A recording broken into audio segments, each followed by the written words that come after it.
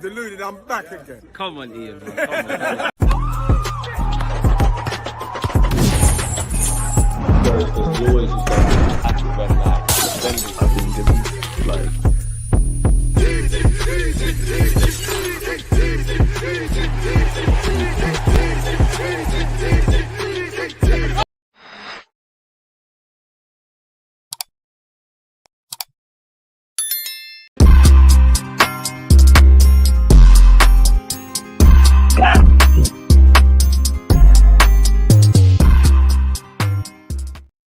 Hello, people, we're back. Kenny Ken. Today. You saying? It's only us two today, but Yeah, our boy, man. Normally DJB's here, big him up, man. What are you saying, Kenny? next week. I'm all good, man. you know, some people, right? Basically, they're trying to say there isn't much to discuss because it's International Week. And this is why we love Kenny, because he's got his own topics, man. Take it away, Kenny. Look at it this way: there's always something to discuss. But what I don't like is when we waste time on things that are not important. Let's remember, we're here because Arsenal, our love of Arsenal, our determination for Arsenal to win the league, our determination to analyse players, our way, and then we discuss it. We're not here about anything else. It's not the most important people in football is the club. It's always the club.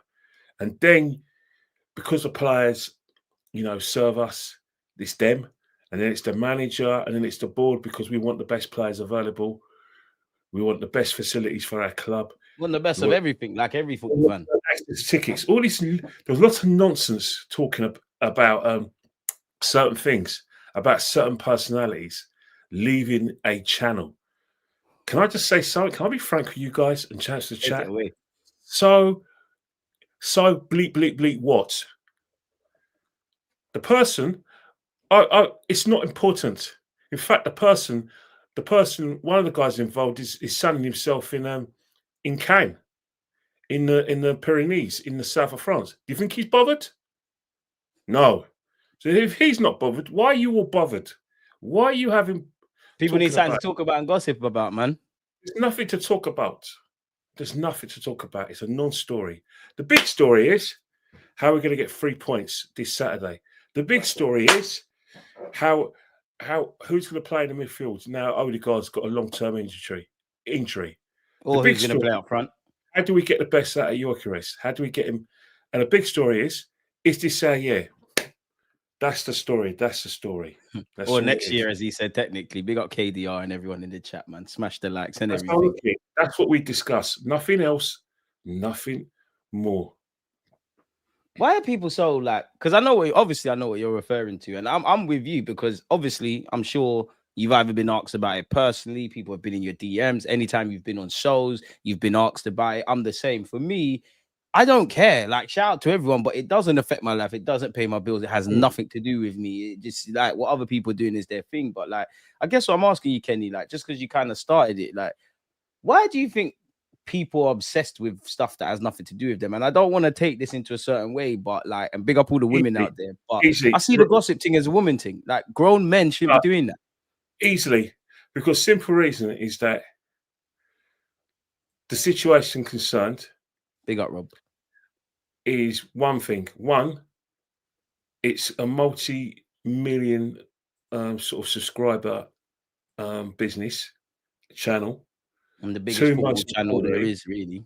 Most importantly, wrongly, people who have been associated with our club, wrongly, people who are not associated with our club, and wrongly, lazy producers who happen to be the same age as some of the people involved in new media, generally believe that channel and any other online base speak for the fan base. That no one knows anything about Arsenal, and it was all down to them and their characters. So no one supported Arsenal in Nigeria, the West Indies, USA, or any other four corners of the world. And that channel, not only does it represent the fan base, that channel introduced Arsenal Football Club to the fan base, because that's their mindset. For them to talk about it and I can't. I trip over TikTok, and it's on there. It says one thing that is important. It's not important. Before new media, Arsenal Football Club was around. We had Arsene Wenger as our manager. We had great players that Arsene Wenger brought to the club. And even before Arsene Wenger, we had George Graham as our manager. For me, our greatest ever manager. That's up for debate, I'm sure. But Arsenal Football Club was still there. It was still there before the BBC had their first televised broadcast and the first radio broadcast. So why is this story so important? You try and tell me that people haven't left that channel before? Of course they have. Did they die? Has someone died? No. You just that someone left a few sound bites, and all of a sudden it's big news. Get a life, mate. This is the most important season of our life. We are going. Do you really believe that? I think it is, because simple reason is that you think about the situation. Some Arsenal fans generally believe that the Liverpool side that won the title at the Canton last season wasn't that great. I believe that the Man City sides that won the title in 23-24 are not as good as the Man City sides of 2018 and 2019. I believe now that this squad is good enough to win the league finally. So the way I look at it is that's the story. Will we win it? You have to take a one game at a time approach. You have to look at the squad. It's mental, but it's interesting to say, well, yeah, pound per pound with this and that. It's all about results. We've got some very good teams in the Premiership. Let's not forget, we've ticked a few boxes this season. First and foremost, we went to Newcastle, struggled in the last two games. They battered us in the League Cup, beat us comfortably. But we got our revenge. We played better football. We were on the front foot. We won. West Ham, for some reason, have got this strange record against us, especially in the Emirates. Not so much at their ground. We tend to clean up, especially on their we tend to pack them in at their place. And we win quite comfortably and easily. It's like a practice match sometimes. But at the Emirates, for some reason, they just raise their game. They get a goal, and then they shut shop, and they're passionate fans, see it through. So that was a little test. Now we've got a massive test on Saturday against Fulham, who, I don't care what anyone says, the hardest place to get a result is Crayford Cottage. Oh, come on, Kenny. The reason why I say it is that everyone says Crystal Palace, but we've been at Crystal Palace last season, beaten 5-1, smashed them, and we've had some relatively good results. But at Craven Cottage, you think about that small pitch, you think about the way some of their players raise their game against us, and to the extent that I find it easily a tough place to go. It's definitely a tough place, but the toughest. Don't get wrong. Don't get wrong. I was there in Unai Emery's first Fulham Arsenal. Yeah, we packed them in when we smashed. When we beat them 5-1. I was there, on the 13th of March 2023 when we beat them 3-0. But since then, it's been tough going. Absolutely tough. Their players have run their nuts off. They've run their hearts off, worked their nuts off against us, and we just haven't been able to cope with their pressure, their relentlessness, their pressing, their wingers, good manager, good players, their fullbacks getting at the games, the way their forwards, hold the ball up, getting good scoring positions. And Jimenez and that. But what we've got going in our favour, Tete, their first choice right back, isn't fit. Anthony Robinson, I don't know if it's form or injuries, he hasn't started. They prefer Sessegnon this season. And Muniz, the big Brazilian striker, isn't going to be ready for Saturday. And they're sweating on Jimenez, who, by the way, let's not forget, Jimenez gave us a problem. He was a problem when he was at Wolves, if you remember rightly. It's going to be an hard game. And players have to be at their best. If we don't play to the best of our capability, we'll lose. 100%, 100%. Like you said there, yeah. Like obviously, like you articulated well. West Ham on paper we should be winning, but at home it does fill us with a sense of nerves. We got over the line. The same said with Newcastle. That's the way I feel about Fulham away. I want to ask you this as well, yeah. Like obviously the international break. Well, this part of the season has been stop starting it. This might be give or take our second or You wait third. till next month, mate. You wait till next month. You wait till next month. You wait Yeah, for March. At least it's done until March. Then at least and then it's done until March. But like, do you feel that stop-start thing harms us, especially when we want to go on a run? And I would say in the last 3 games in all comps, not that everyone's happy, but I think most Arsenal fans, the gaffer is playing who he needs to play. The players are doing what they needed to do. We're getting points on the board. Do you think it's a bit annoying that like it kind of comes to a halt and we don't really know what everyone's going to look like when they're back? Well, on Saturday.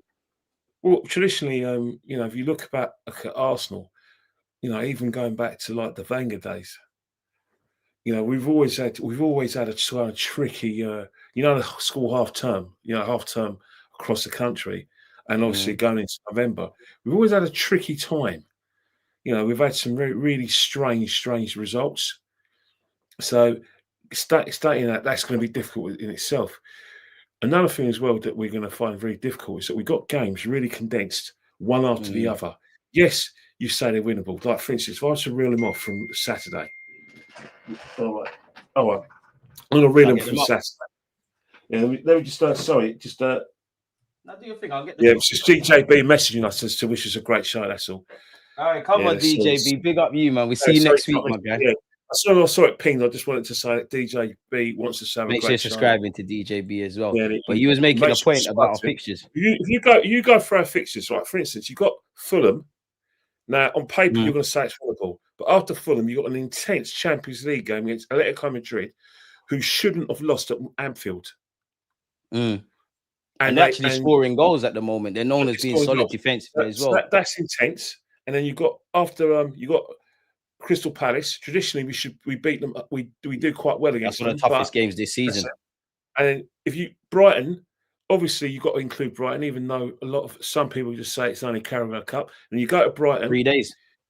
3 days, and after Brighton on the first, you've got Burnley away. So Burnley away. Now we should win that comfortably. Oh, I disagree. After Burnley, we got Slavia and Prague. That's the only place I see rotation, if I'm honest, like proper rotation. We should win that. Sunderland are going to play and work their nuts off. That's difficult. But it's really difficult. And then you've got Spurs. That's a derby, but traditionally, Spurs haven't won at the Emirates since 2010. Long may that continue. Of course. And then after that, you've got Bayern Munich. On the bench. On the Sunday, you've got Chelsea. Now 3 days again. A lot of those games. You look at you look at that fixture list and you compare it to Liverpool's and Man City's. But I'm just saying, because of the nature of those games and because of the fact that there's going to be some sort of intensity as well, I can't guarantee anyone in the chat we're going to win them all. If we win them all, we're a superb team. But realistically, I'd love to win them all, but I can't. Realistically, there's a couple draws there. You know, if even the league games, that there's a possibility we might drop a point or two, not because of the fact that we're playing badly as such. It's just that whether we like it or not, there's going to be a situation where there is going to be some sort of intensity. Teams are going to be at it. We're going to come back battle weary. Like for instance, a game against Atletico Madrid. That's taking a lot out of us, Well, these 2 weeks, if I'm honest, not to skip past Fulham, but these are the games, Kenny, that will be this October, November. I'm just saying, you want to keep your squads fresh, you want to rotate, but ultimately you want to win. I just think it's really, really going to be a hard one for all the teams concerned. That's why I think, you know what, we'll know more by probably the 1st of January where we are. In terms of where we are, where we think human me as well, Kenny. Yeah, like obviously, like what Fulham. We've just said Fulham. You've seen all the fixtures, but I'll stop at for argument's sake. I'll just stop at Chelsea in it. So from Fulham to Chelsea, we don't know Chelsea's going to turn up, do you? That as well. But like, where does the rotation come, Kenny? Like it's all fun and games. Everyone's saying rotate, and we know we're gonna have to be cute and clever. Rotation Where does it come? has. Well, you talk about rotation. Rotation only happens if you have injuries. If you want to have some sort of continuity, of course you want. Of course, you want everyone to get a game, and of course you want to make the best of your bench. But if you're trying to cultivate a style of play, which everyone understands, you have to, whether you like it or not, you have to have the same team. You have to have the same spine. So rotation, you rotate, but you only do it for the sake of necessity. For instance, without a shadow of doubt, Brighton, because they're not in Europe, they're going to play a strong side. But if we were to rotate, we should have a strong enough side to beat Brighton. Are you rotating for the Brighton game? What's that? Are you rotating for the Brighton game? Obviously, you're not the gaffer, but if you was, you can rotate for the Brighton game. The reason why you can rotate for the Brighton game is because you think about it. You'll probably have to anyway. The reason why I say you probably have to. You think about it. Fulham, hard game. Atletico Madrid. You know their reputation in Europe. Yeah, they haven't won anything for 4 years, but it's going to be an hard game. A serious team. Crystal Palace are in a run of form where they've only lost once in about 19 games. Ridiculous. They've never lost against Everton. They're going to raise their. They obviously you don't know what Palace is going to turn up because remember they're in the. I think they're going to be playing in Europe. Are they going to be playing in Europe next week? Palace. Yeah. Aren't they in the Conference League or whatever? Yeah, so they're going to play in Europe, and then so we'll have the extra 2 days rest. But the way Crystal Palace are playing at the moment, they fear no one. So that's going to be odd. So, for instance, it's highly likely that you might pick up knocks in those 3 intense games. You're going to have to rotate because on that basis, you have to give Kepa a game because Kepa, 3 or 4 years ago, Kepa was 5 years ago. I think you will, but do you have to give him a game? What's the point of you don't sign up a player that sort of I'm not saying he's a great goalkeeper, but you don't sign him and say, a couple of Arsenal and just say, I'll sit on the bench for even the Carabao Cup games. It doesn't make sense. He's going to have to have a game. So you'll play him. You look at the Mascara, you want to have another look at Mascara, wouldn't you? Norgard in pre-season didn't let us down. And then you've got a situation. Ellie gets a nod, or maybe Hincapié. For instance, you're going to have to look at him. So you're not talking about shit players. Sorry, excuse me. Sorry. No, man. You're not talking about crap players, are you? And then what about this though? What about this? Play Raya in the Carabao Cup. Give Kepa the Slavia game. Nah, I'm tempted, but I think I'll give Kepa the Brighton game. I hear what you're saying about Slavia Prague. The reason why I hear about it is because it's a great unknown. I don't trust Kepa, Kenny, man. I can't lie to you. He's not done anything. I don't trust him. I don't blame you for not trusting him. For the simple reason is that he was a £71 million goalkeeper that got replaced by Edward Mendy pretty quickly. First it goes to a penalty shootout, not quite, because it's a knockout game, and I want to take the League Cup. I hear you saying, but I hear what you're saying, and you are right in that. What's the point of having the guy on the bench? Yeah, Big Frank was the first to replace him, and then Tuchel continued that, and then, but there was a time when Edward Mendy was making mistakes. They were picking Kepa, but after that, Chelsea set him alone, and he's not really doing great shapes for Spain. But on his day, he's still a keeper of good repute. He's good as a second choice. I'm not gonna lie. Like you said, Spanish international, got Chelsea on the CV, got Madrid. If he plays in the cup game, I'm not gonna cry. Real Madrid did use him in some games. When Courtois was injured. Yeah, no, he's not a dickhead. And he done his thing at Bournemouth. Him and I think Lubin and him. Lunin, the Ukrainian. Yeah, the Ukrainian goalkeeper. They rotated, so he has got some experience. So yeah, I wouldn't not play him against Brighton. I just feel it's the only reason as to why I'm going towards Raya is obviously I'd imagine there's several changes defensively. Like as you said, I don't know what October the 29th is going to look like. But if that game was tomorrow, you could make a case of Calafiori comes out, Miles Lewis-Skelly comes in, Mosquera comes in, Ben White. And I just feel if you're going to play around with the back, obviously, if you play around with 4 in the back 5, yeah, then it's the same thing. But I would just like Raya there. And again, I just want to take the League Cup very seriously. I could tell you now, Arsenal get to the quarterfinals and semi-finals, and Arsenal playing. Say Arsenal were going to Anfield, because let's face it, Ryan needs to get himself in goal. Yeah, let's be honest. Liverpool going to get to quarterfinals. Man City highlight to get to quarterfinals. We've got a banana skin. But say we get through Brighton, and say we play a big team, a really big team, or someone like Chelsea away. Raya will play probably, but the semi-finals all happened last season. Last season, the semi-finals, we played Newcastle. Raya played, so it's highly likely. But there was a massive gap between Raya and the number 2 last season. Arguably, in your opinion, you still think there's a massive gap between Raya and Kepa, but on paper there isn't actually a massive gap. Get out of it. On paper, no. In your mind, no. On paper, because of the fact of his journey as a goalkeeper, let's not forget his journey. Don't forget his journey as a goalkeeper and the amount of experience he has, and the clubs he's been associated with supersedes Raya.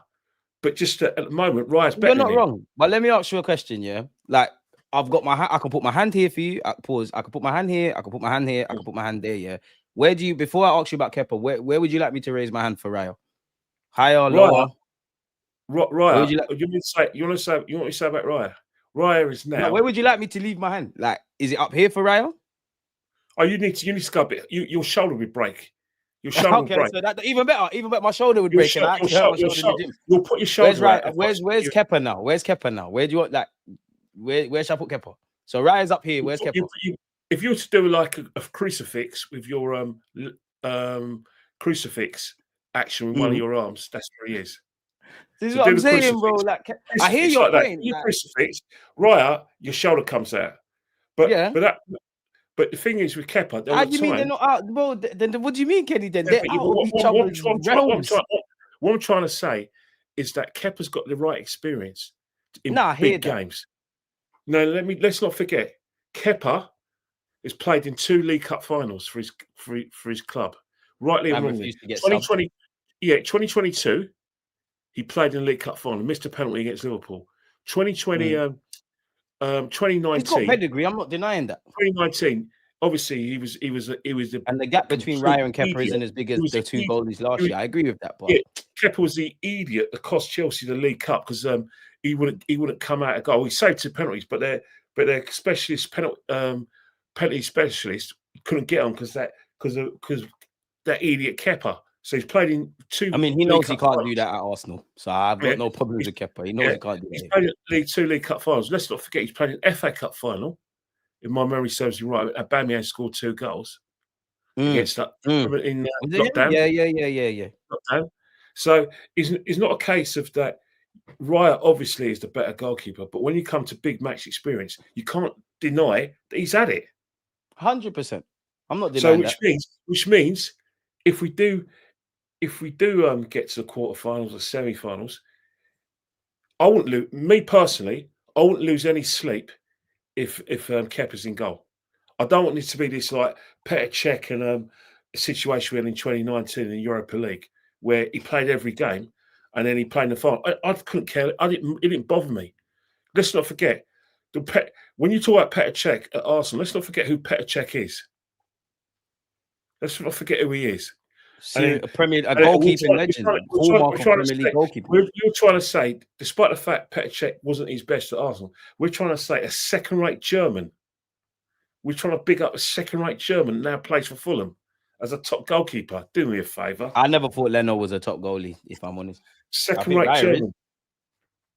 I think I'll go a step further. I think not that the bar's on the floor, but Raya is surely the best goalkeeper Arsenal have had of the Emirates era. Surely, give or take. Surely. You could maybe say Emi Martinez for the FA Cup run. As I said, the bar's on the floor. What about Leno? Leno can't talk to Raya. No. Layman. Sorry, excuse me to chat. Layman. Yeah, no. Leno, but I can't lie. Lehman. When the Emirates opened, he Jens was shit Lehman. sometimes, Kenny, man. He was falling off.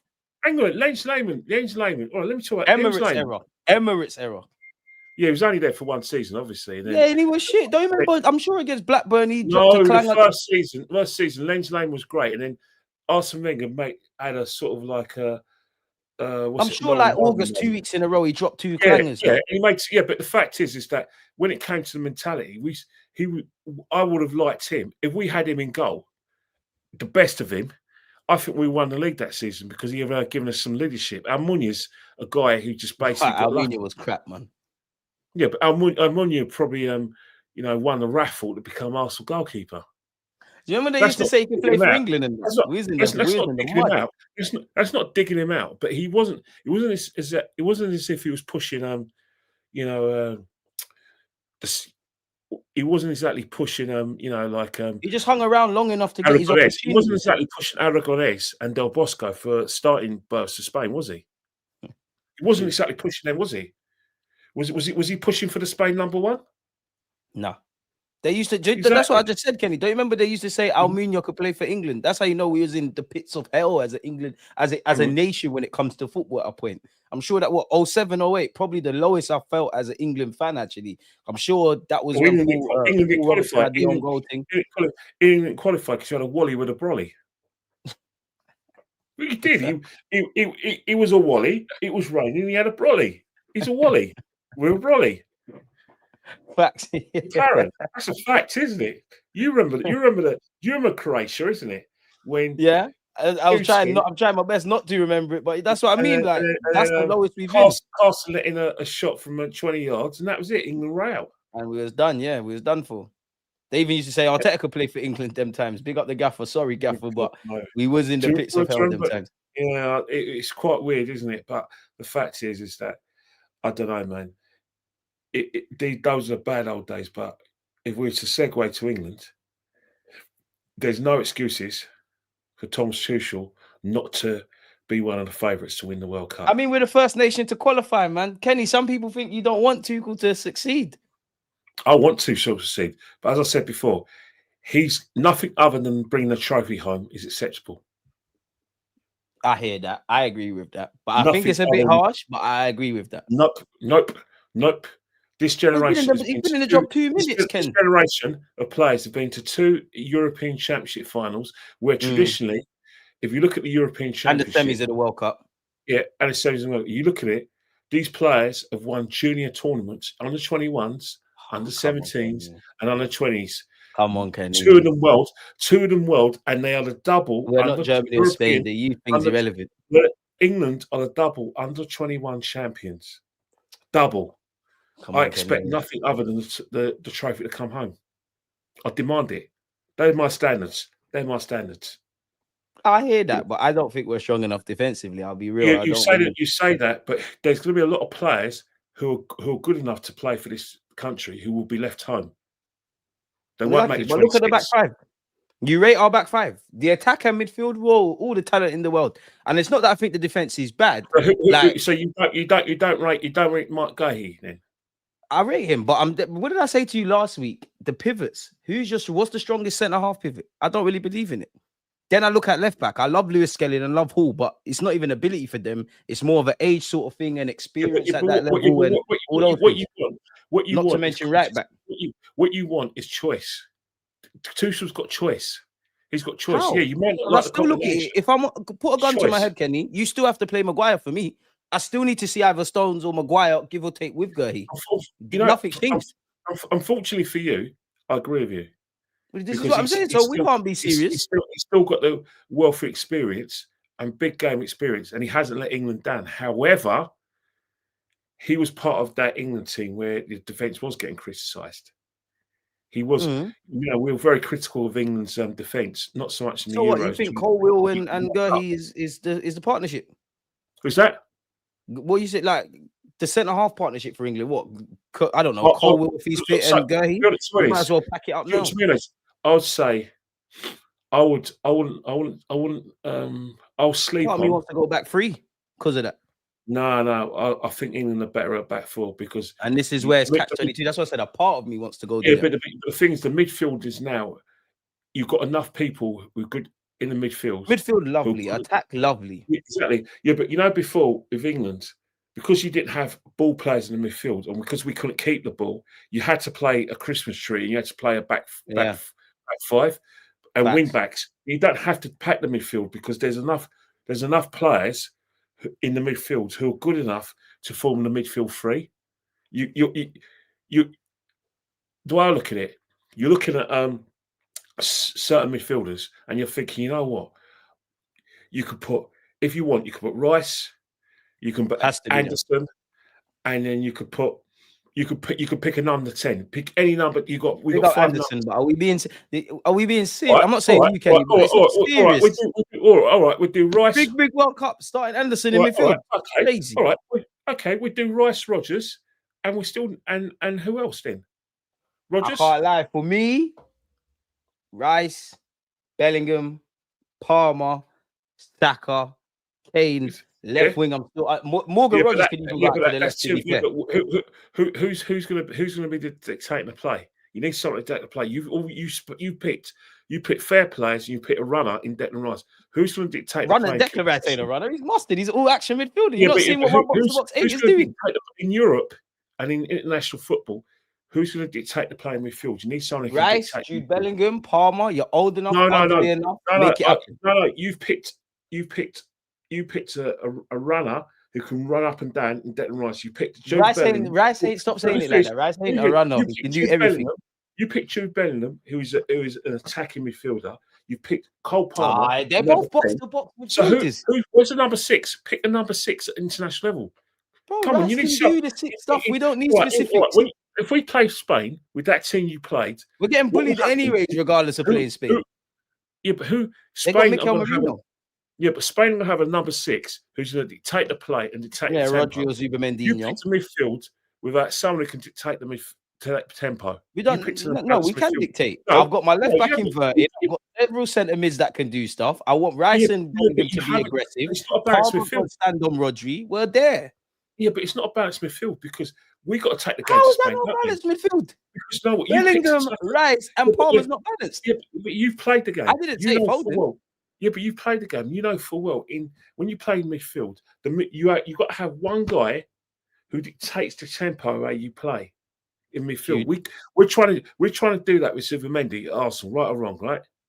Mm. Liverpool tried to do that. Man City tried to do it with Rodri. Liverpool tried to do that with was it McAllister? Mm. Oh no, sorry, not McAllister. Gravenberch. Someone could dictate the tempo of the play. That midfield you picked for the next summer, we're going to need someone who's going to dictate the play. So you're picking Elliot Anderson. We know Bellingham's is great going forward. We know Palmer's good going forward. We know Declan Rice Bellingham can dictate though. Gets out of trouble. But you haven't picked a midfield that can get us and dictate the tempo of play. Slow it down when it needs to be slowed down. Quicken it up when it needs to be quickened up. And you don't think, and you're forgetting we got an inverted left back. Okay, all right. So then what? I assume Elliot Anderson comes in for you then. Not so much Elliot Anderson, but the thing is that who comes in because someone's got to drop out. You know what? I assume you're going to say Palmer. You know, one player I've had a look at. The 2 players I like. Unfortunately, Tuchel will not play because he's not sure about their running power.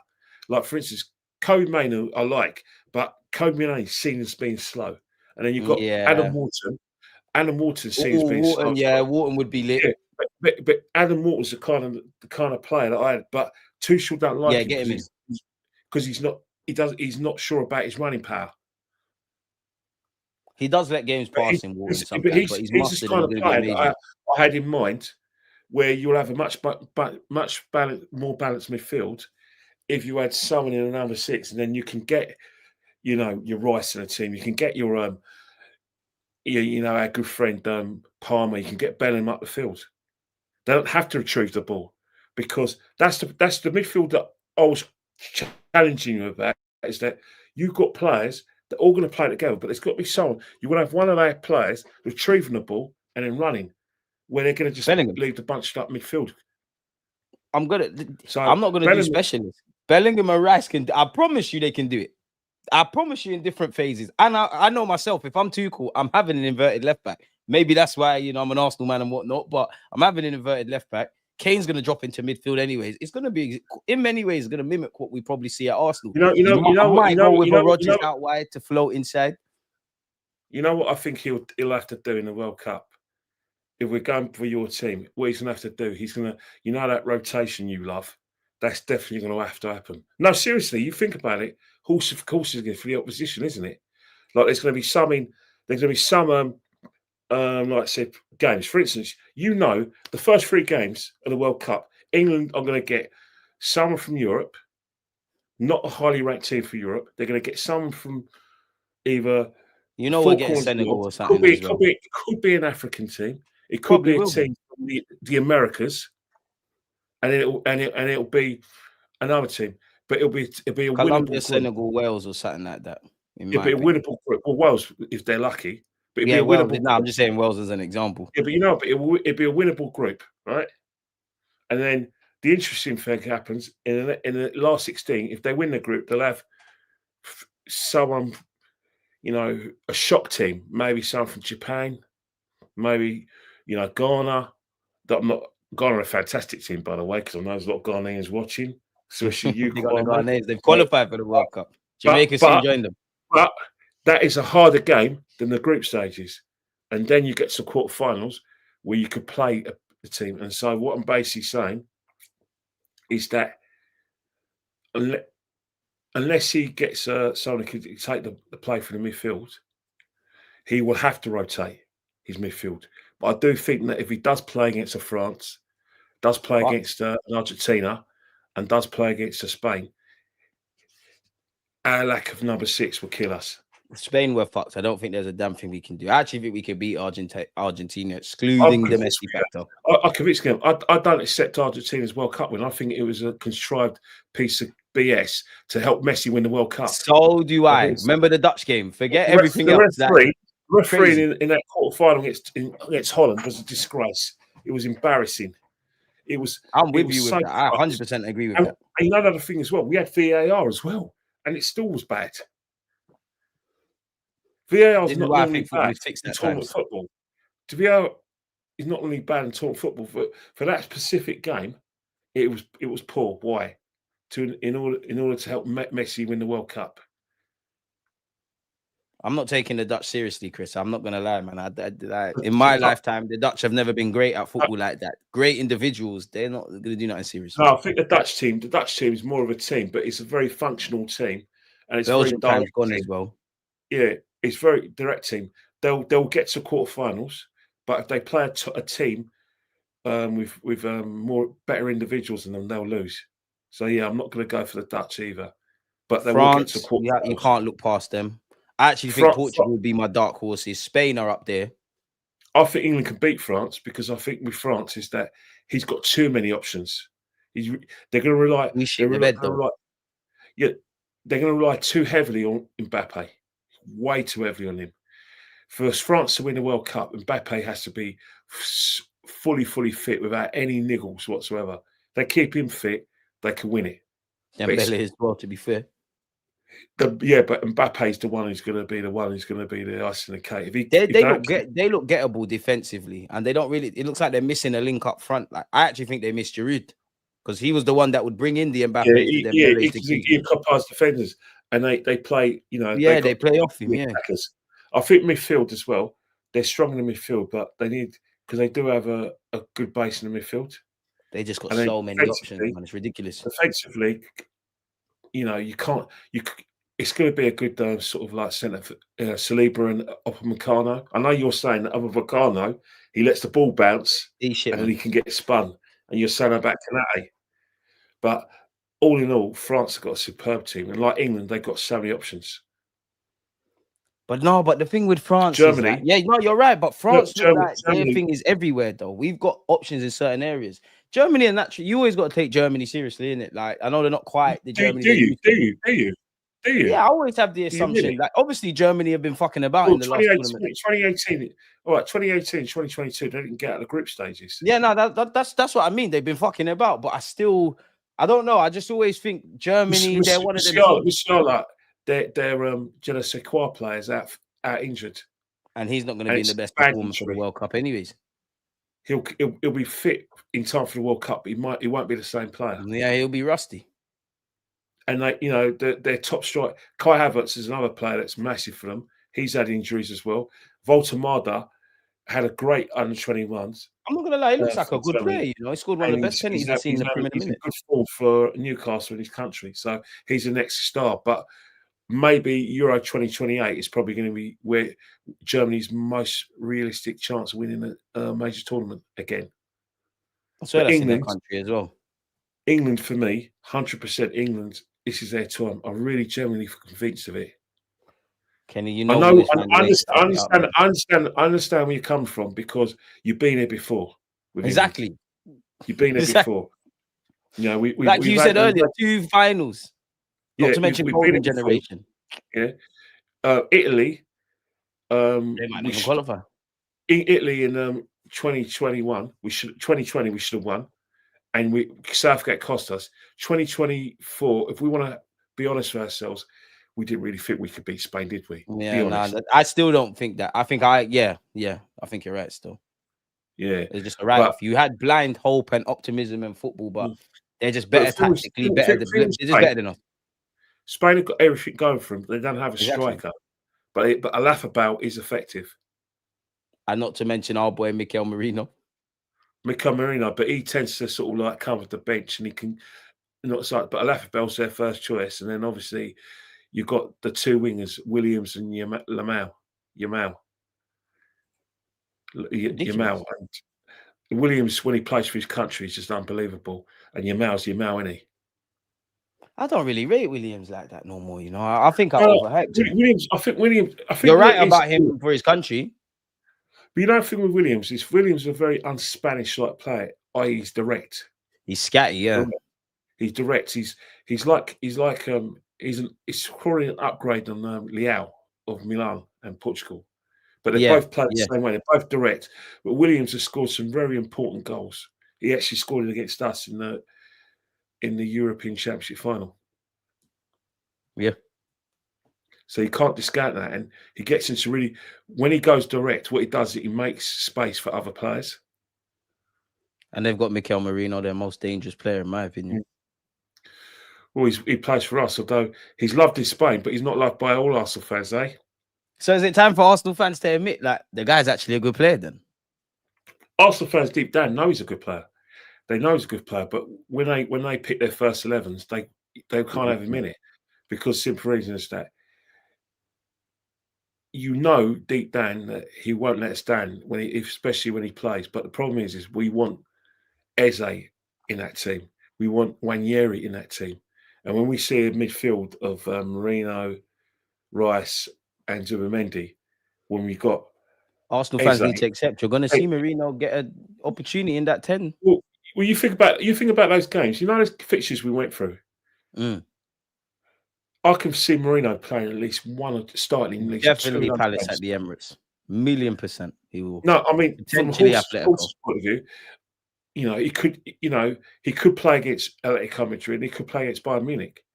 I don't think any Arsenal fans would be surprised. They won't like it, but you wouldn't be surprised if he does play that. No, because he understands what's demanded of that role. I've said this before, Kenny, on my channel. I think people get excited.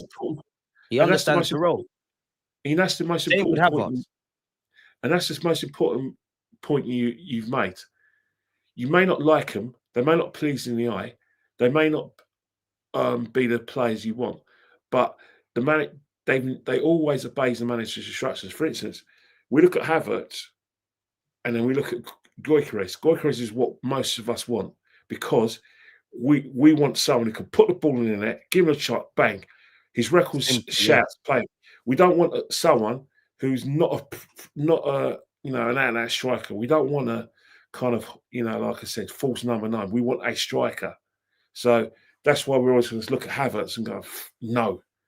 No, but that's why I say, Kenny, when Odegaard got his injury, people are naturally going to go towards Eze and Nwaneri. And I'm the same. That's what we want to see in that 8.5 right-sided centre mid. But as you just said there, and to piggyback off that, it's one thing talking about that, but people need to remember, as much as it's about traditionally the creative aspect of them roles, like you said, it is what Arteta wants and their ability to implement it, which actually Merino and Kai Havertz do in abundance. Without a shadow of doubt, he signed Merino because he can play for various positions across the pitch. He's an intelligent footballer. He is. You both call them intelligent players. Unfortunately, they're not what we need. For instance, we've seen what Eze could do at Crystal Palace. Very excited. I mean, in essence, he won the FA Cup virtually his own. Into charismatic figure. And then you look at him at Arsenal, and you want the same at Arsenal. And by the way, he's got a fantastic goal, albeit against Latvia, but a fantastic fit. Nice to see he's got his shooting boots. We said this last week. If there's one criticism I have for Eze, it's, bro, you, Madueke, you need to find your shooting boots. In fact, I'll extend that to the whole team because I think I've been very critical of last season and etc. about Arteta's tactics. But last 3 games, we've created enough. Finish your dinner. Newcastle, I think several players finish your dinner. We're gonna have to. I don't want to learn that the hard way. Well, one thing we got to be realistic about with Eze in the number 10 is that we're not going to see Eze. He's not going to replicate what Odegaard does. For instance, 2 different players. Odegaard. You may find that Gyökeres would prefer having Odegaard in the team over Eze, because you think about that little. I think both got decent. Hear me out. You look at those 2 through balls and quick through balls against Olympiacos. Yeah, Odegaard's trying to feed him. He's trying to feed him early. He feed it early, so he is getting some. You look at some of his goals. He's running onto the ball. He's running on, and then normally he's involved in the build-up play for someone else to run onto it. We didn't sign Eze. We don't want it. We didn't sign Eze. Well, I did. We don't like Eze to be like to play through balls for Gyökeres. Just that. We want Eze to do what he does at Crystal Palace and done for England. Beat his man, get inside and from 25 yards with right, boom, look at goal, put in the top corner. That's what we want. That and the Nottingham Forest assist for Gyökeres. Do you remember the goals you scored? Do you remember the goals you scored at QPR and Crystal Palace? There was always about 5 or 6 examples a season of him getting into the box, beating his man, and then getting the ball out of his feet, right foot in the box corner. You know what I mean? That's what we want. That's the number 10 we're going to get if he starts ahead of Nwaneri. With Nwaneri, though, he's definitely starting ahead of Nwaneri. Like it's Eze, Merino / Havertz, and then Nwaneri. Yeah, but you say that we gave Nwaneri a 5-year contract. You don't mean that, Kenny. You know this. Yeah, he hasn't been. Obviously, he has been. So he's going to. He's going to look at the situation. I hope he gets opportunities. I want him to. He's looking good in midfield, but it's a hierarchy thing. It's a 3 points thing. It's a systems thing. One thing that goes against Nwaneri is a young player learning this. But the gaff has to put his hat on Nwaneri, surely, and say, listen, 3-4 games, that's you. Do your thing. Make sure at the end of that, I can take you from being a rotationary option. You know what?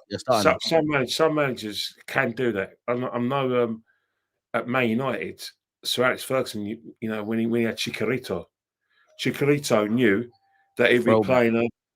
Gyökeres knew he'd be playing, and if he didn't start against Liverpool, he'll be starting 4 games later against Arsenal. You know what I mean? He knew that he had to get ready for 3 games later. I don't know any manager that did that, who actually said, right, you need to be ready in 3 or 4 games time, because you know what I mean? Because he knows that's my time. Yeah, but some managers may do that. But with Gyökeres, when he was at Man United, it was a situation where Gyökeres knew that he had to get ready for that particular game and that particular run of games, which some of them included cup games, but he needed to be ready because his manager, Sir Alex Ferguson, was going to say, right, you ready, Gyökeres? You're starting.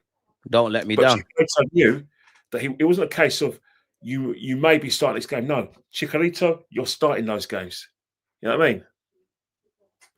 I agree. I can't lie. I want to ask you this on Mikel Merino. Yeah, obviously with his goal scoring. In fact, before I ask you that, yeah, obviously we've seen Max Dowman, Nwaneri, Saka, Merino. Max Dowman, when was the last time he got a kick at Arsenal? When was the last time he got a kick? I mean, I no. want to say Anfield. But any fixtures, that's it, isn't it? It's got to be Anfield, isn't it? He's been on the bench, but it's got to be Anfield, isn't it? Yeah, but he's 15, Kenny, man. He get it as he lives. But like, before I forget, I want to ask you, these lot obviously. It's a pointed point because there's still a lot of people in our fan base. You know, I remember when he came on against Leeds. We were already 4-0 up. The game was won. Yeah, they're the moments for Max. Go do your thing. Port Vale. Yeah, you're right, Raz. Port Vale as well. Yeah, but you know what I'm trying to say?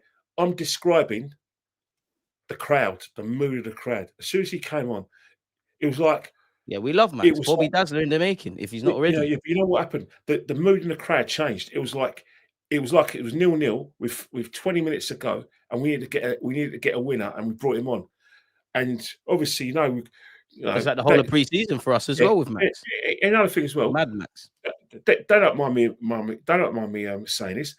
Dan Potts, Lee Gunner, are very, and to a certain extent, Lee judges as well, but mostly Dan Potts and Lee Gunner.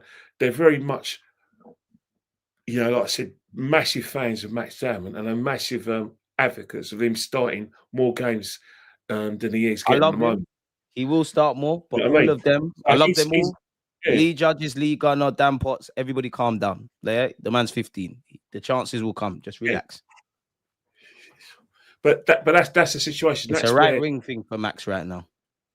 It is at the time, but the fact is that it's one of those things where every player. I understand the excitement. He gets bums off seats, as you said. He wins penalties. He does all these things.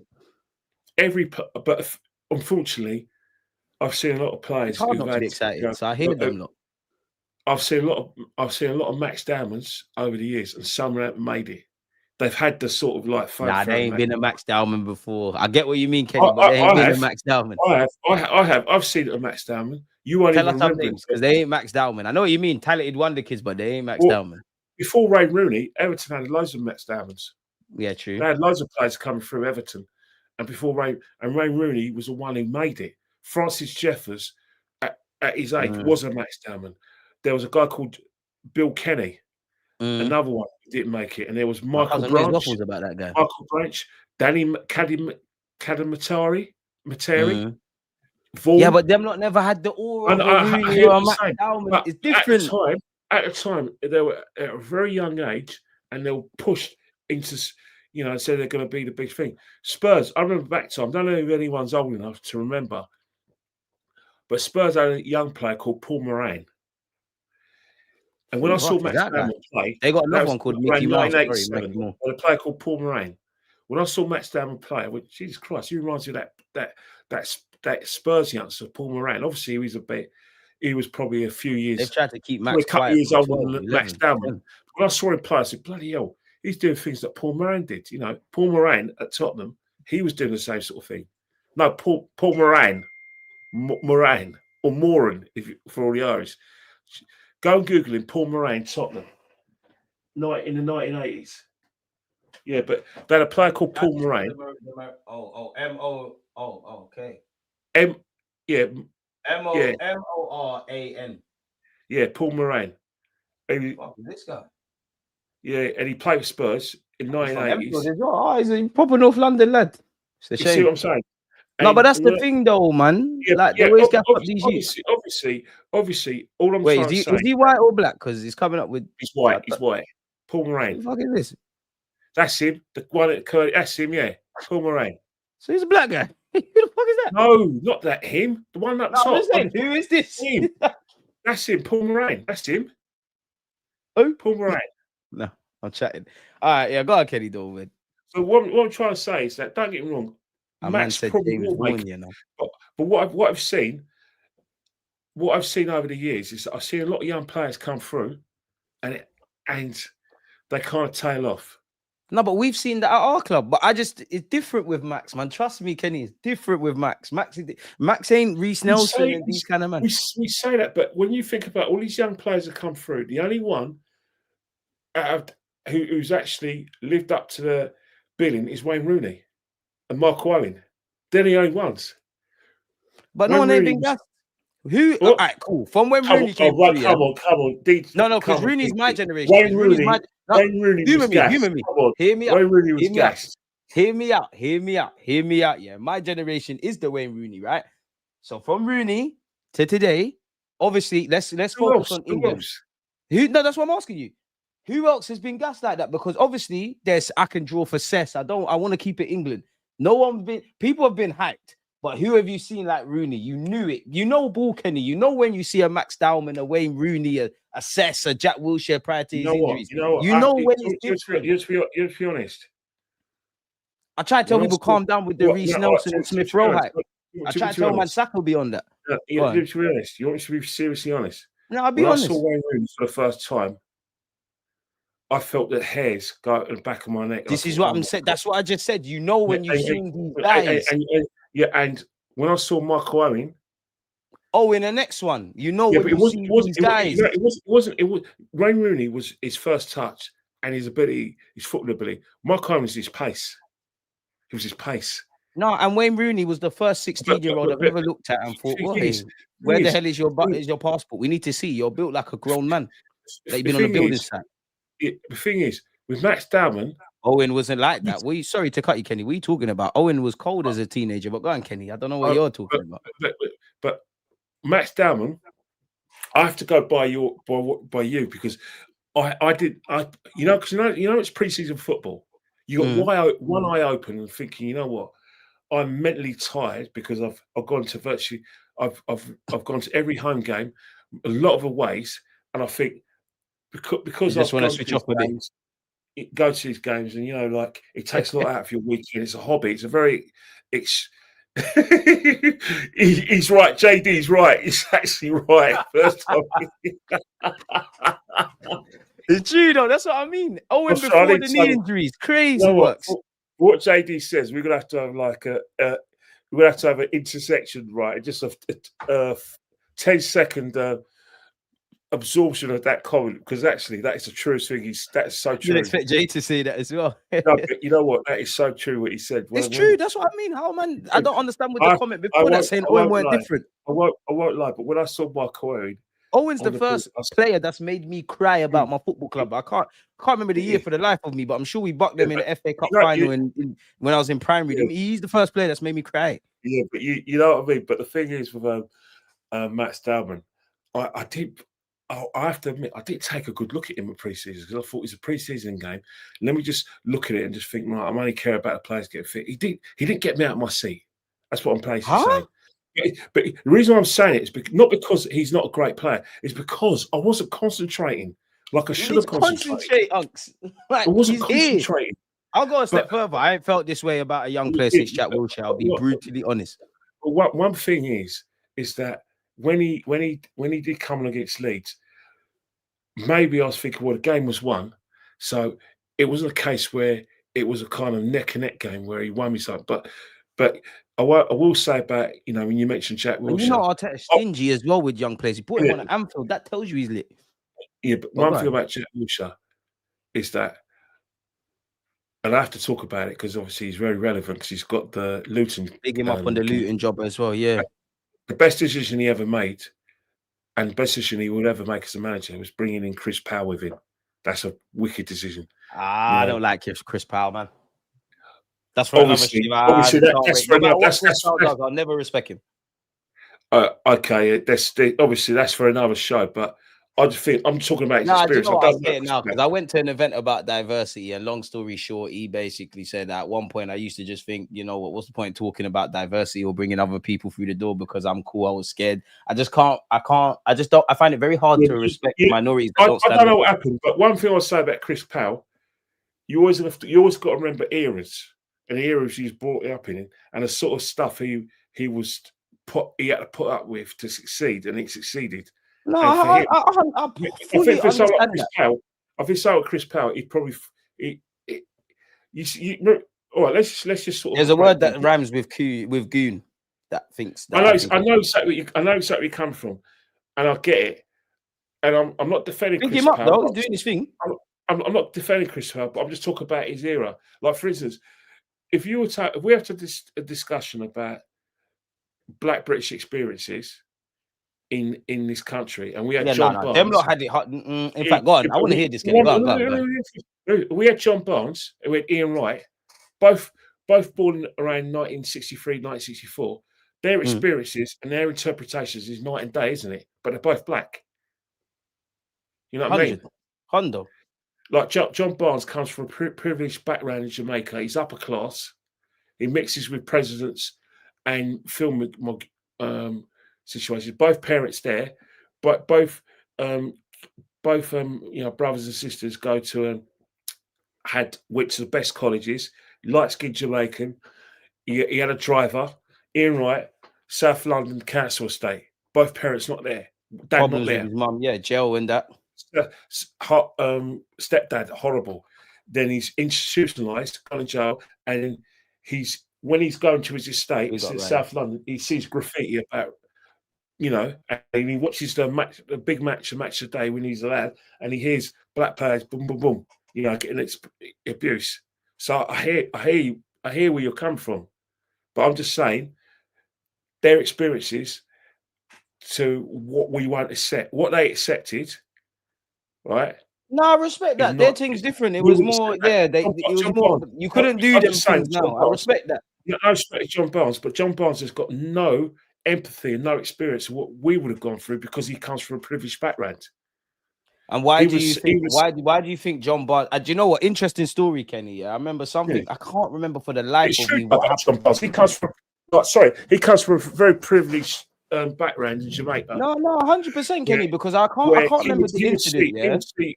He would see upper class Nigerians, upper class Arabs, and upper class white. No, because British, I can't remember the incident, but I don't remember if it was about Rashford or Sterling or something like that. Yeah, but something happened around racism, and I must have tweeted about it. And Henry Winter, the journalist, he must have replied. Like, he replied to me, then I replied to him, because one thing I hate about people, is they think, like how you mentioned, like certain media platforms might be Arsenal fans, and they think everyone speaks for Arsenal fans. One thing that annoys me is they think one black person, man or woman, speaks for the world, didn't it? Like, it doesn't. No, I remember him going, "Oh, just ask John Barnes." Like, who the fuck is John Barnes to me? Big him up. What are you talking about? You know this works. You know it works. You work in the media. I know it works. He's black, but he's cool enough to bring him. Yeah, but the reason why is that people don't like to be threatened. They don't want the truth. The truth scares them. John Barnes, he's not like there's a lot of people in the media who ain't going to feel comfortable talking about the experiences that you and I would have had grow up in London, and they certainly wouldn't be comfortable with the experiences that Ian Wright had. But someone like John Barnes, he's the most honest person you ever like. You may not like what he says, but he's actually quite honest. He's the first person. The reason why I say he's honest, and I respect what he said. You know what? I hear that. I just think he's deluded. I didn't sound like what he said, but when John Barnes, when they were making racial remarks and calling him all sorts of names and throwing stuff at him, the first thing John Barnes went, "What, are you talking to me?" And the reason why he said that is, hang on here. I live in a £10 million house. You live in a council. Who do you think you're talking to? Yeah, no, I'm on all of that. Yeah, and I respect them. He says they can't be, but that's how it's been brought up. But that's why Muhammad Ali is. Obviously, I wasn't there yet, but Muhammad Ali is my favorite athlete because he's confident, cocky, and black at them times, and all of that. It's easy to do that now. Let me tell you something now.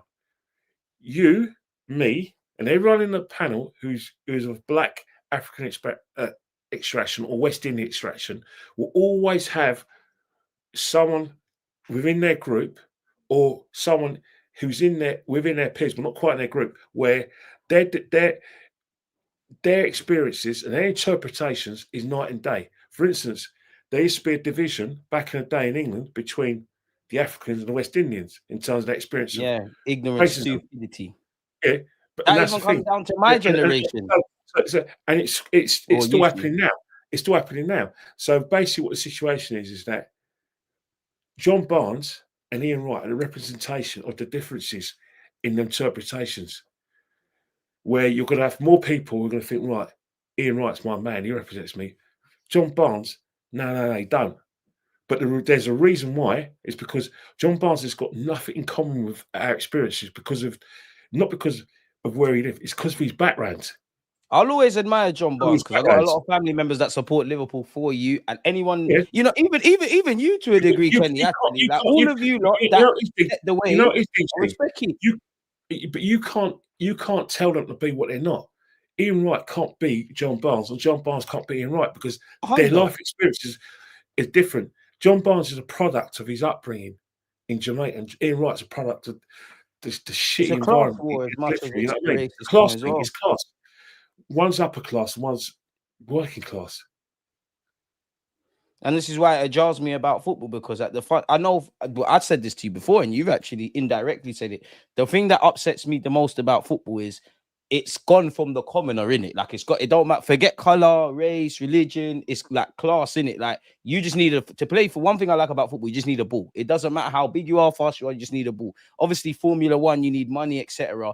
Then we've gone into this world where it's been lost. That's why for me on my platform, I'll always speak with anyone. And this is why for me, I don't try and act better than anyone, even though I'm not, because I think the game is for us. That's actually a big reason as to why I like Declan Rice and Ramsdale, because if you two weren't footballers, like I could see myself being, I got friends that you remind me of type of thing. I think it's too far removed. And even if you take it there, I hear what you're saying, but I think I see, but getting back to football, because I said, it is a football. That's important. It's Black History Month and all that, Kenny. It's important. You know it is, because obviously you mentioned like I put Chris Powell into that stratosphere, and we kind of sort of like you explained, your situation. Yeah, you triggered me, man. I don't like him. It triggered you, and I shouldn't have mentioned Chris Powell, but Chris Powell's good, man. He just going back into like footy, and when we talk about Jack Wilshere, I won't lie. I'll be the biggest liar if I was going up to you and say, look, when I saw Jack Wilshere first play, it wasn't what he did. Just what he did is how he done it. He looked like a seasoned footballer. I thought, hang on, move like a grown man. He had that nasty chip on his shoulder for all his ability. This guy's legs, this guy's build was like a man, and he had the football intention of a man. And I thought, I think if he didn't get injured, we'd be having conversations with him and Paul Scholes. I'm just going to throw that out. I know this is the biggest exaggeration, but I love to exaggerate. I looked at him and I thought, bloody hell, this guy could be the new Ian Brady. Liam Brady. Listen, what Wilshere was doing, it was facts. I genuinely thought we'd have a conversation one day between Jack Wilshere and Paul Scholes. And Paul Scholes highly. Right. Do you remember that game against Barcelona? Ultimately, we lost a tie. But in 2011, Jack Wilshere in a midfield against Xavi and Iniesta, that performance by Jack Wilshere in midfield. When have we seen an individual performance like that in a while?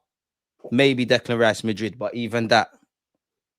No, Jack Wilshere. When you talk about the beauty of football, and you look at it, there's some players, right? You look at them when they get injured, you want to cry.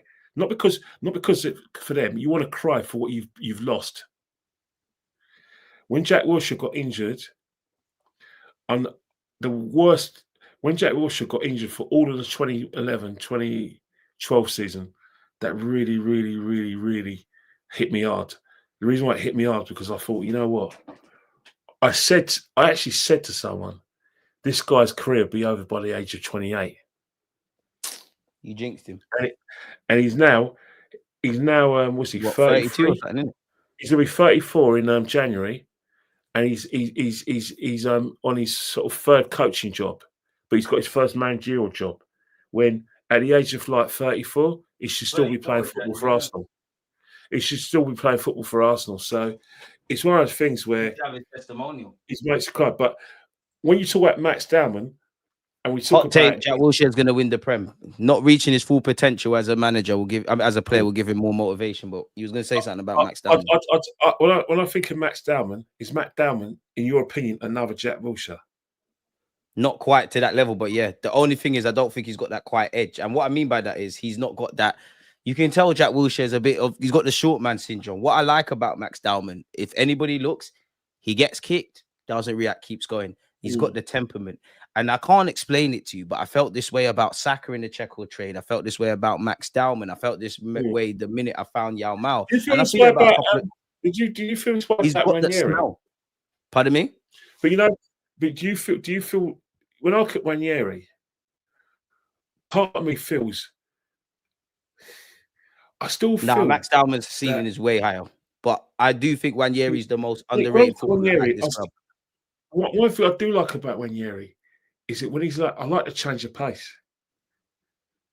But that's what I think. Do you know what I think it is with Nwaneri? I think obviously all the things we need him to improve, are relative to age, consistency, tactics, developing physically, knowing when to try things and when to be simple. I'm not even fussed about any of that. Yeah, I think with him, it's more of a personality thing, and you can't really change that. You can tell. You look at his best friend, Miles Lewis-Skelly. You can tell Miles Lewis-Skelly is a bit more outgoing, a bit more, I guess, South London with it. You can tell Nwaneri is a shy lad. And I think he's at that stage now.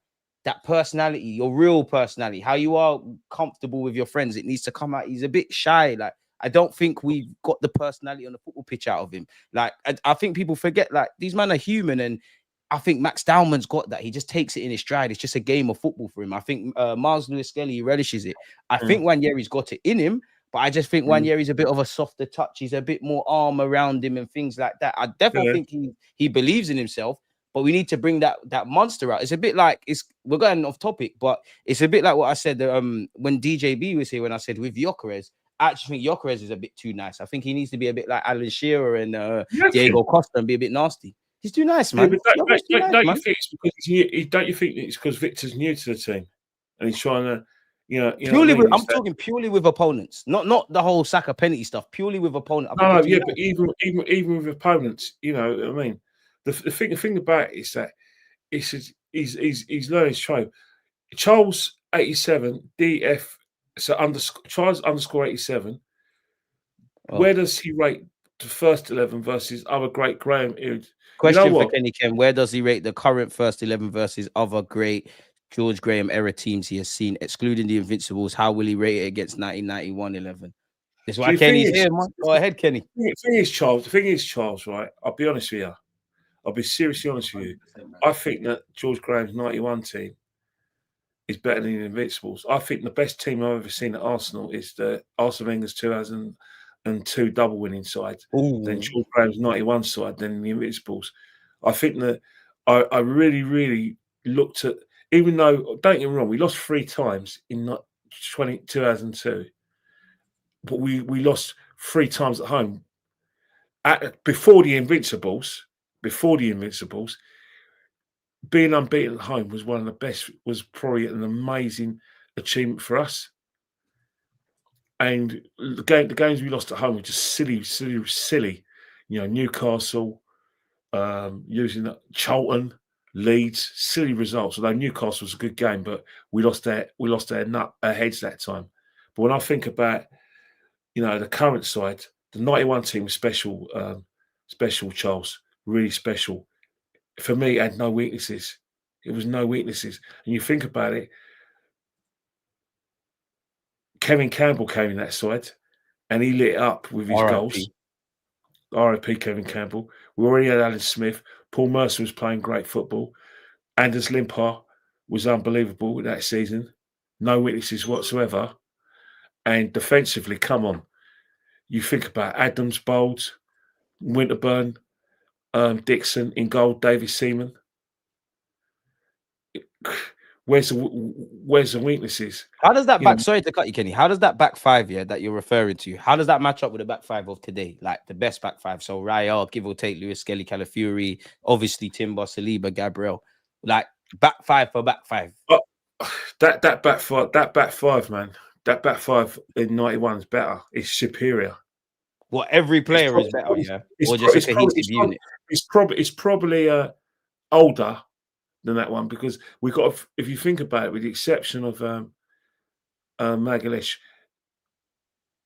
Calafiori still, was he 23? He's still young. Last season, excluding the Halem boys, Calafiori is the youngest in the side. So Calafiori was young. Saliba's ridiculously young. At left back, at right back, Timber's, was it 26 or something like that? 26? No, Timber ain't 26. It can't be 26. It must be like 24. Timber. I don't know how Timber is, but he's and then Raya's probably what's he? Raya's about is Raya 30 yet? He's my age. 20 Timber's 24, 25 next year. Mad. Yeah, so he's relatively young, and Raya's about 30, isn't he? Yeah, Raya's my age. Yeah, Raya's 30. Yeah. So Yeah, this back five is a relatively young back five compared to Tony Adams was he? Tony Adams was he 24? When he won in 1991, Bold was about 29. Dixon was 29. Winterburn was about 28. Our centre backs today are better than Bold, though. Let's be real. David Seaman in goal. He was born in 90. So David Seaman would have been about just coming up 29 as well. So that Raya's better than Seaman. I mean, yeah, it's my guy. But let's be real, man. That back five, including the goalkeeper, is better than what we got now. So we go into midfield. We're going to the kind of midfield. We had Mickey Thomas. We had Paul Merson in midfield. We had Anders Limpar, and at some point we had Rocky, David Hillier. R.I.P. again. Coming. So those kind of players, and then up top we alternated between Merson, Kevin Campbell in the second half of the season. Obviously, we had Alan Smith. Alan Smith won the Golden Boot that season. And he 1v1 game. You think these lot beat them? 1v1 game. The 91 team for me is superior to the current side. What about the Invincibles versus the 91 team then? 1v1 game. The 91 team wins. Fair. Because mainly because of defence. So none of these current defenders, honestly, nostalgia aside, getting that 91 side. No, because surely one of the centre halves on Timber. Surely. No, not at all. Love Bold, but come on. Adams and Bold was something else, man. Yeah, Adams' place is there, but Bold, really. If you talk about individually, depends. If you go individually, of course you're probably going to say something, one of them ahead of Bold. But as a partnership, no. No, I hear. Right back, individually, right back, you probably say Timber, but Lee Dixon in that sort of back four in Winterburn as a back four partnership. No, as a unit. That back four had understanding. And let's not forget, that back four was still used by Wenger 7 years later. Yeah. You know what I mean? Yeah. What was Pat Rice's first words to Arsene Wenger? Don't touch the defence. It wasn't even advice. It was a command. It was virtually a command. He basically commanded Wenger not to touch the defence. Good thing he listened, didn't it? Well, yeah, because you think about it. By the time, all right, when we won the double in '98, Bold was still, he wasn't, obviously Keown took his place, but Keown was 31, 32. Adams was 31. Seaman was about, 34. Dixon was better than Seaman. Sorry, folks. Yeah. I'll be real. Lee Dixon was nearly 35. Winterburn was 35. Lee Dixon was nearly 36. Big up Winterburn. About the same sort of age. 34. So you think about that team, even though it was on sort of like in coming up to the mid-30s, they were still the best defence, and they were still good enough to win that title in 98, and they won a double as well. So for me, you know how we kind of put this argument to bed. Our current team have to win something, and that's the only thing stopping them. You win stuff. We have these conversations properly. We've got to make our own history. To say, like for instance, managers who win leagues for Arsenal or win European trophies, they're part of the conversation. Don't get me wrong, the FA Cup's fantastic. FA Cup is synonymous with Arsenal Football Club, especially since Arsene Wenger, came to the club. Arsene Wenger fell in love with the FA Cup. We won our sixth FA Cup in '93, and after that, we didn't win it for another 5 years. But you think about the FA Cup wins. We won 14 FA Cups. And it should be more. 7 of those FA Cups were won by Arsene Wenger. But you think about it, there was a massive gap between 2005 to 2014. Million That's percent. what I think. That's when Arsene Wenger fell out of love with the FA Cup. I just think he was But deluded, man. I just think yeah, he became deluded. but saying that, I'll say it now, that the current side have an opportunity to do that, because you know what? Especially our younger fans, if they see this team, win the league, then we can have conversations about, or we can have comparisons to the Wenger sides and the George Graham sides. Unpopular opinion, yeah. I think. Go on. I'll tell you one thing. Sorry, I'll tell you one thing though. If we win the league and retain it, then that puts everything into different perspective. Because Arsene Wenger and George Graham never retained the title. Don't start this, Kenny. No, but seriously, there's Arsene nothing Arteta could do that puts him above Arteta. No. I'm not talking about Arteta. I'm talking about the players. But the trouble is that. Oh yeah. It makes it more entertaining. In the interest of fairness, you've got to give them, whether I like it or not, because I'm not an Arteta fan. Everyone knows that. But you have to give a manager who wins the league some sort of recognition. You will. But Arteta's legacy will never, because as much as we look at Wenger and Arsenal like they're synonymous, right? I said this on the stream earlier. You could forget Arsenal exists. Well, you can't with Wenger, but like human me, forget it exists. Arsene Wenger's legacy transcends Arsenal. Like it's a football thing. The first foreign manager, the sports science, the way he plays football, everything he does. I don't think, and I'm not here to criticize Arteta, it's never going to be there like that. Like I'm not saying you can't be a legend, you won't succeed things at Arsenal and do things at other places, but Arsene Wenger is as big of an art of a football legend as he is Arsenal. I don't think you're going to have that. Sorry to cut Kenny. Go on, Kenny. I'll never have that, because simple reason. You never get that, bro. You will not be innovative like that. Because simple reason is that the respect Arsene Wenger has amongst majority of Arsenal fans, and obviously the respect he has within football across the world. There's no Pep, Klopp, Conte, Jose, insert foreign manager here without big Arsene Wenger. Thing with Arsene Wenger, when I hear fans of other clubs talk about Arsene Wenger, it's respect, especially now. Even when overstayed, even when people like myself were getting banners out and calling for him to be replaced, breaking my heart, man. You shouldn't have been doing that. Ferociously, we were right. No, you weren't right. The way we went about it was probably robust and probably out of order. You weren't right. It's probably out of order, but we were right. How was you right? You weren't right.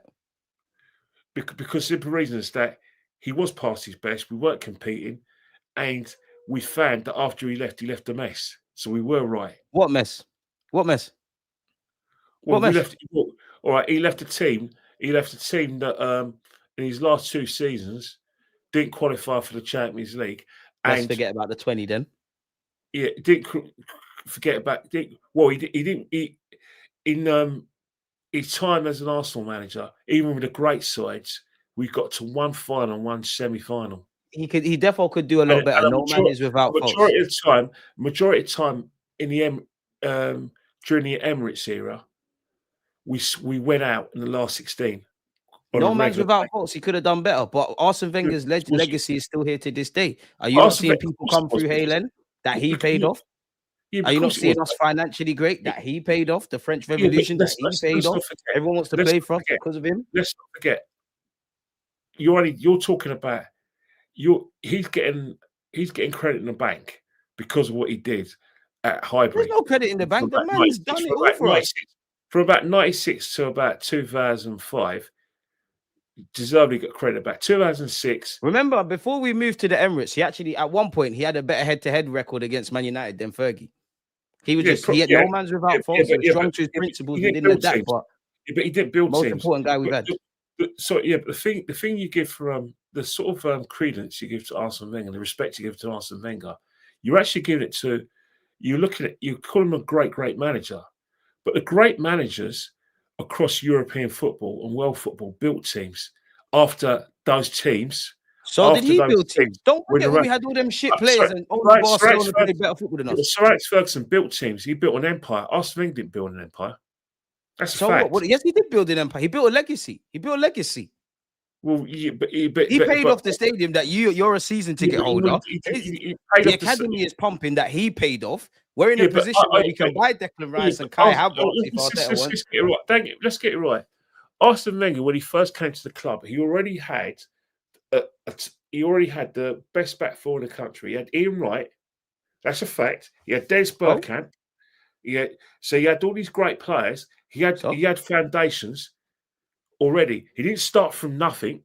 He had foundations. Everyone's got to start. Everyone's got to start somewhere. It's foundations. So don't get me wrong. He's a fantastic manager, and he don't forget what he did for Tony Adams. He raised the standards. He changed the way he played. He changed the diets. Blah blah. But the way people talk about Wenger, and I still can't get past how he left my club. And I will never forgive or forget. No man is without failure. He overstayed his welcome. When you talk about Arsene Wenger, they go on like Arsenal was this small club, as if George Graham didn't exist. George Graham's another legend, but it's about setting the way. George Graham did his thing. Wenger come in and enjoyed the fruits of Graham's labour. Wenger's done his thing. Arteta, fruits of labour, and the next blog will be there. That's my beef. The fact is that Arsene Wenger outstayed his welcome. He wouldn't. Yeah, he definitely did. Should have left in 2012. And the reason why Arsene Wenger didn't let go, you know why Arsene Wenger didn't let go? One small reason, and it was a lot of people. He's got no life outside of football. No, it was nothing to do with that. He's got. And let's be real. If he went to all these other teams, I'll be honest about Wenger. If he went to all these other teams that said, "Oh my God, like I rejected Real Madrid or whatever," you would have got sacked for half of the bullshit you did at Arsenal. No. The simple reason why Arsene Wenger wanted to go on was because he wanted to win the Champions League with Arsenal. He was desperate. He was obsessed with winning the Champions League. That's one of the reasons. And he was stubborn to his principles. Do you know what's sad, Kenny, about Wenger? Yeah, what I think led to his demise. Yeah, it's almost ironic. Like when you think of Wenger, I know we run jokes, but we think of he's he got rid of ketchup. He was innovative, sports science scouting, all of these things. That was the early Wenger, innit? That was the Wenger that come to this country and did the madness. What about the thing that left? That's what held him back towards the end. I find it so poetic in a not really poetic way. But yeah, I learned so many life lessons from Wenger. Don't overstay your welcome is the biggest one. And that's the thing with Arsenal, and that's why a lot of people not be self. This man was collateral to pay off the stadium, Kenny. This man is a legend, man. The thing about that is that he's gone from being a manager that won us big trophies to a manager that basically a figurehead. It was like you might as well put his head and his figurehead on a pound coin or on a 10. He's earned that, right? Look what he did.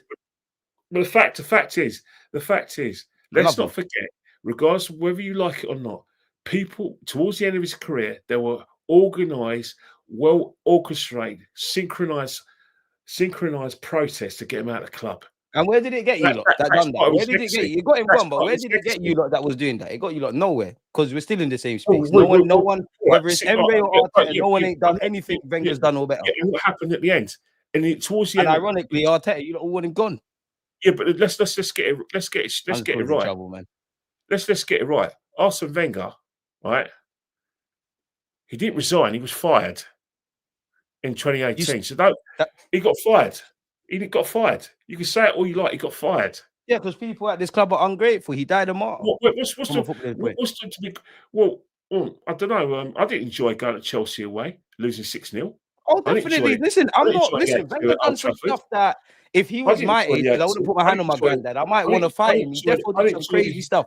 No man is perfect.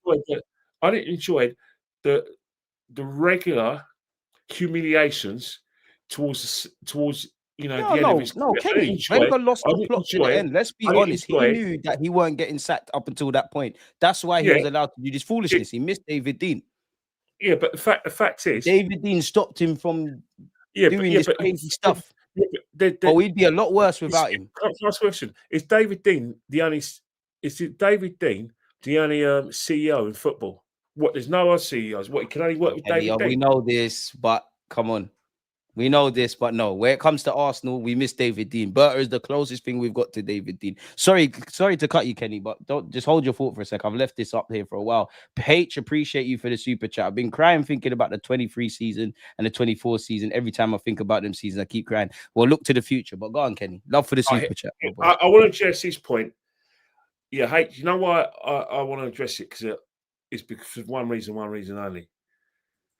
The 23-24 season remains 23-24 for me remains the strongest team I've ever seen. The strongest team I've seen in the Emirates era since 27, 20, especially the second half of that year, man. So in that respect, H has got a great point. This season, I hope replicates 2023 and 24, but goes one better and wins something big. Because we should have won the league in 07-08. Kenny, that's why I'm vexed at Arteta, because you actually got a good team. 23-24, bring me that silverware. 23-24, we should have won the league. But if we go back to sort of like the point about Arsene Wenger, and the situation is, the fact is that whether we like it or not, you can't change. You can't turn the clock back in terms of like how it went. I see a lot of people, Arsenal fans, and it's their supporters' experience. But when I look at when they talk about the Wenger years, they don't want to talk about the years in the Emirates. The only time they address the Emirates years is that's harsh. Yeah, but the only time some, not you, but some Arsenal fans, they only want to address your Emirates years because invariably, we couldn't compete because Abramovich bought the Champions There's an element League. of that, but it's a cop out. Wenger started smoking something serious. We couldn't compete because Man City were money bags. We couldn't compete because we had a stadium to build. We couldn't compete because of this and that. And it was always a case where no other manager would have got that kind of like I said, credit in the bank. But Arsene Wenger gets that credit in the bank. No, but Kenny, that's why I said, what made him so innovative led to his demise. Yeah, but he didn't adapt to the times.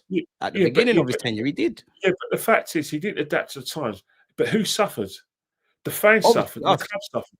Because let's not forget, he was. Let's not forget about how the owners were moving and everyone around as well. You talk about the owners, but at the end of the day, you and I know that if anything went wrong this season, in terms of us not winning anything, Arteta be the one who'll get in the neck. Not Kroenke. You're right, not but Peter. when could you ever look at the Kroenkes during Wenger and say, "Yo, they've had this summer"?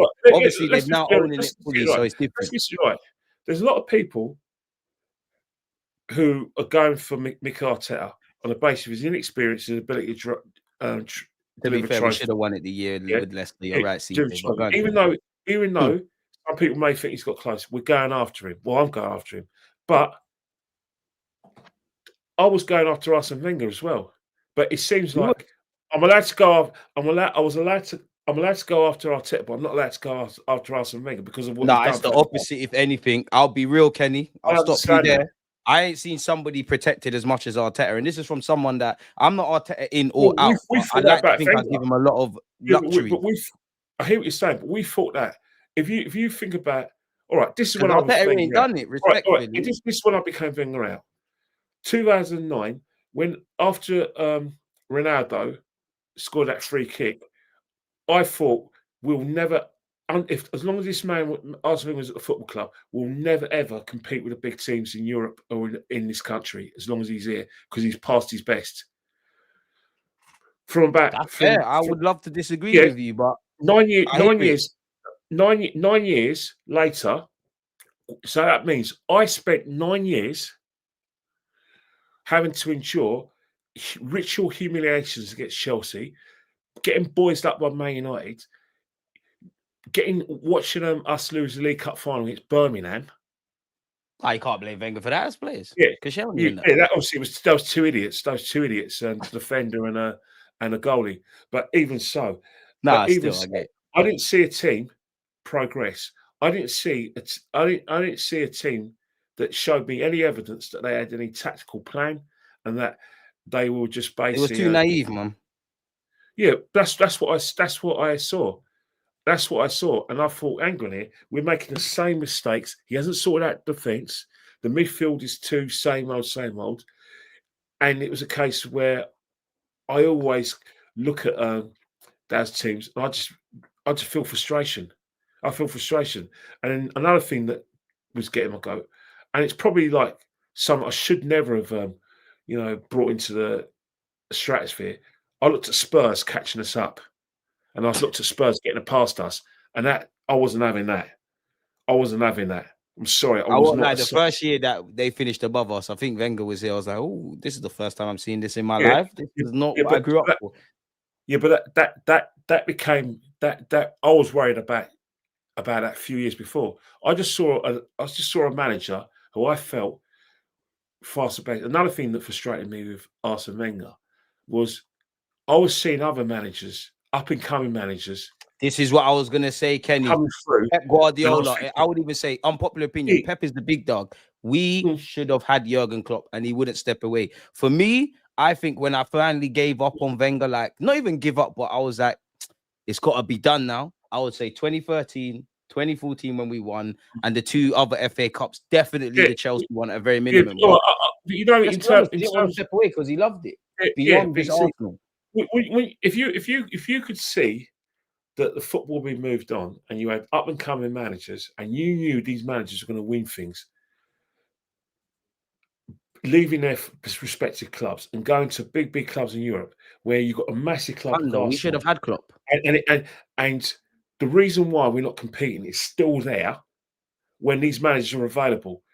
It was a nonsense by a lot of our fans 100%. who obviously are Arsene Wenger graduates or Arsene Wenger acolytes, stating and telling me no one else was available where these managers were available. That was my beef with Wenger.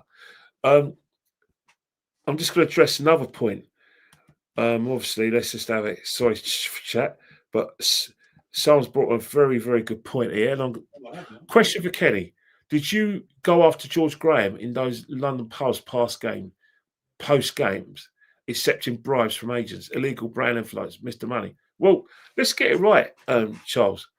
By that time, George Graham was on his way out anyway. The football under George Graham during the Premiership years was not of my liking. We weren't competing with we weren't competing with Man United. We weren't even competing with Blackburn. The football, a lot of that was because the way we played was targeted to get the best out of Ian Wright. So we were getting the ball forward, playing a long ball, and I wasn't happy with that. But if you were to ask me now, who is a better manager, Arsene Wenger or George Graham? George Graham all day long, because George Graham was tactically better than Arsene Wenger. Arsene Wenger produced great teams. The football under Arsene Wenger was unbelievable. But if we were to do it Wenger's fairly, bopping George Graham, man. Come on. go through the 9 years of George Graham and the 22 years of Wenger, Arsene Wenger, He's bopping. slightly is behind George Graham. That's my George Graham opinion. getting Doesn't bopped mean by it's Wenger in right. his prime. Doesn't mean it's right. But George Graham, let's not forget, George Graham did win a European True. trophy Yep. for Arsenal. And let's not forget, George Graham. He's more streetwise than Wenger.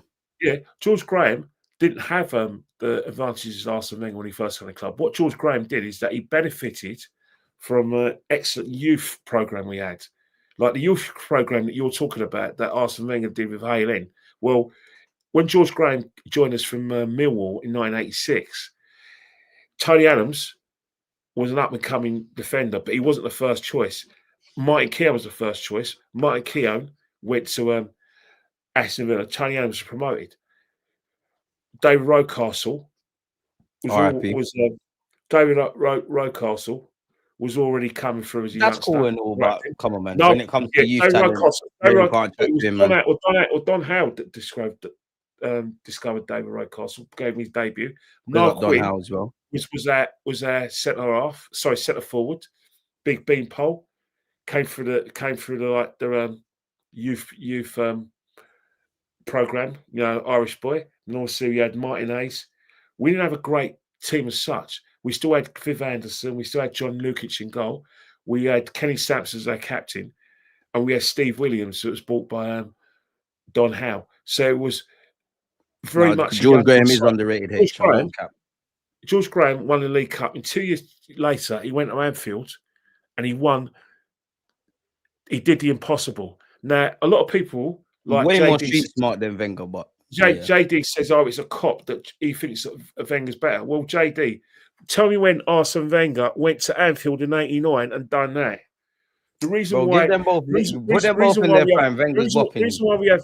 JD, the reason why we have DVDs and why Arsenal Fan TV were at the Odeon is because of George Graham. The reason why Arsene Wenger... Wenger never managed Spurs as well. So what if he managed Spurs?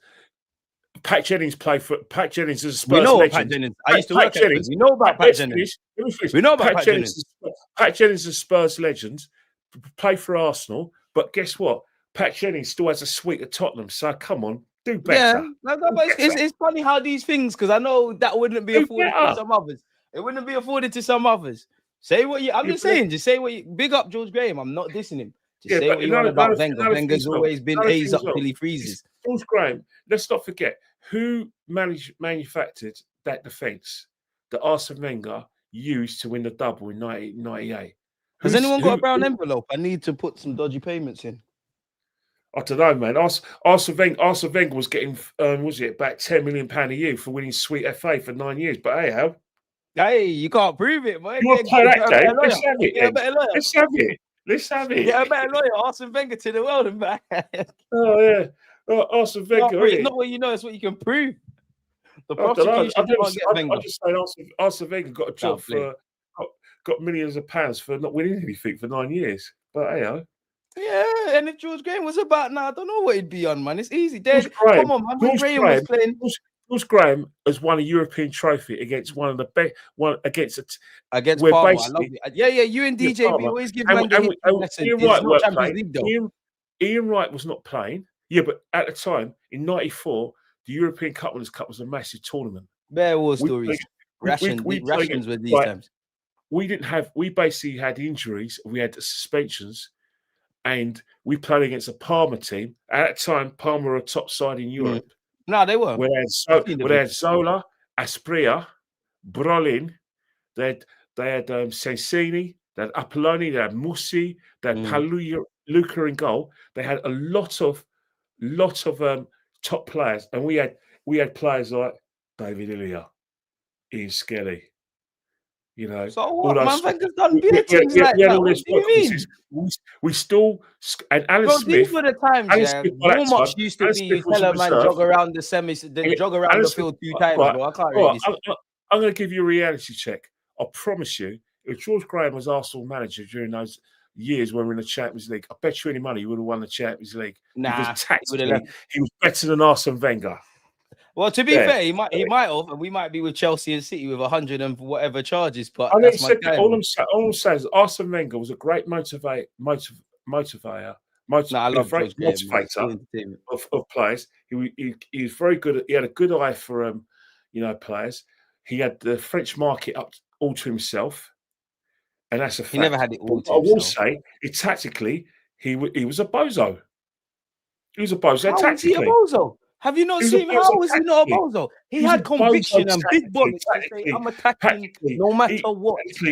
He was basically a throwback to you've seen what Wenger's done with George Graham's defense. If you gave George Graham Arteta's attackers, Wenger was terrible. Arsene Wenger, you speak to Cesc Fabregas. Cesc Fabregas, you basically said Arsene Wenger never used to study the opposition. He used to tell him to go out and play. That's not study people. We don't do that. All right. And how many times defensively were we ripped apart by the experts tactically during the Wenger years? Now we're taking in the experts and all the media coverage on Arsenal. Why not? We lost 8-2 to Man United at Old Trafford. I don't know. 8-2. I wasn't there. I can't speak on it. I don't know what's going on. Why not? You saw it though. What were you doing? Were you at Sunday school? I don't know, Do you man. I don't know. I wasn't a football fan. Oh, Them you times. forget it. You forget it. But if that was another manager, you'll Yeah. remember it. Are we forgetting how dirty the owners done Oh, him? well, it's the owner's fault. So when Arsene Wenger, effed up for 9 years, not winning anything, it's the owner's fault. He But didn't not F up for Wenger's. 9 years, man. He didn't F up for 9 years. Under Arsene Wenger's reign, we went 9 years without winning a trophy. 2005, 2014. Wow. Come on. Did we? 9 years. What did we win? He only gave you a golden Premier League and all the rest of it. 9 All right, years. golden Premier League. But so it's okay to go 9 years without winning a trophy. It's not okay. We definitely have to hold ourselves accountable. But wow, you just talked about the golden years, i.e., the golden trophy, the Invincibles. And I'm saying, and your guy cost us Alex Ferguson, allegedly. I'm going to pick up George Graham, Charles, because simple reason, George Graham's a better manager than Arsene Wenger. Big up George Graham regardless. He's a legend. He's not better than him, though. He's not better than him, though. Yeah, he's not better than him. I don't agree with your opinion. I think George Graham's They're a better both manager legends than Arsene Wenger. Arsene Wenger is a fantastic manager when he was at his best. But I do think that going by both reigns, George Graham's slightly in front. I don't think it's not worlds apart, but I just feel it's sort of fun. But I remember when we started the conversation, big up Graham, especially for the Anfield team. But one thing I'll give Arsene Wenger, the best team I've ever seen is his 2002 team. So then he's better than I've ever seen. They play the best football I'll ever seen in my life. So he's better than No, his team, his best team. He's better than no, it doesn't mean like, come on, mate. Do better. Do better. Come on, you're better than that. Come on, man. Do better than that. No, you're better than that. But I'm shameless. You're better than that. Yeah, the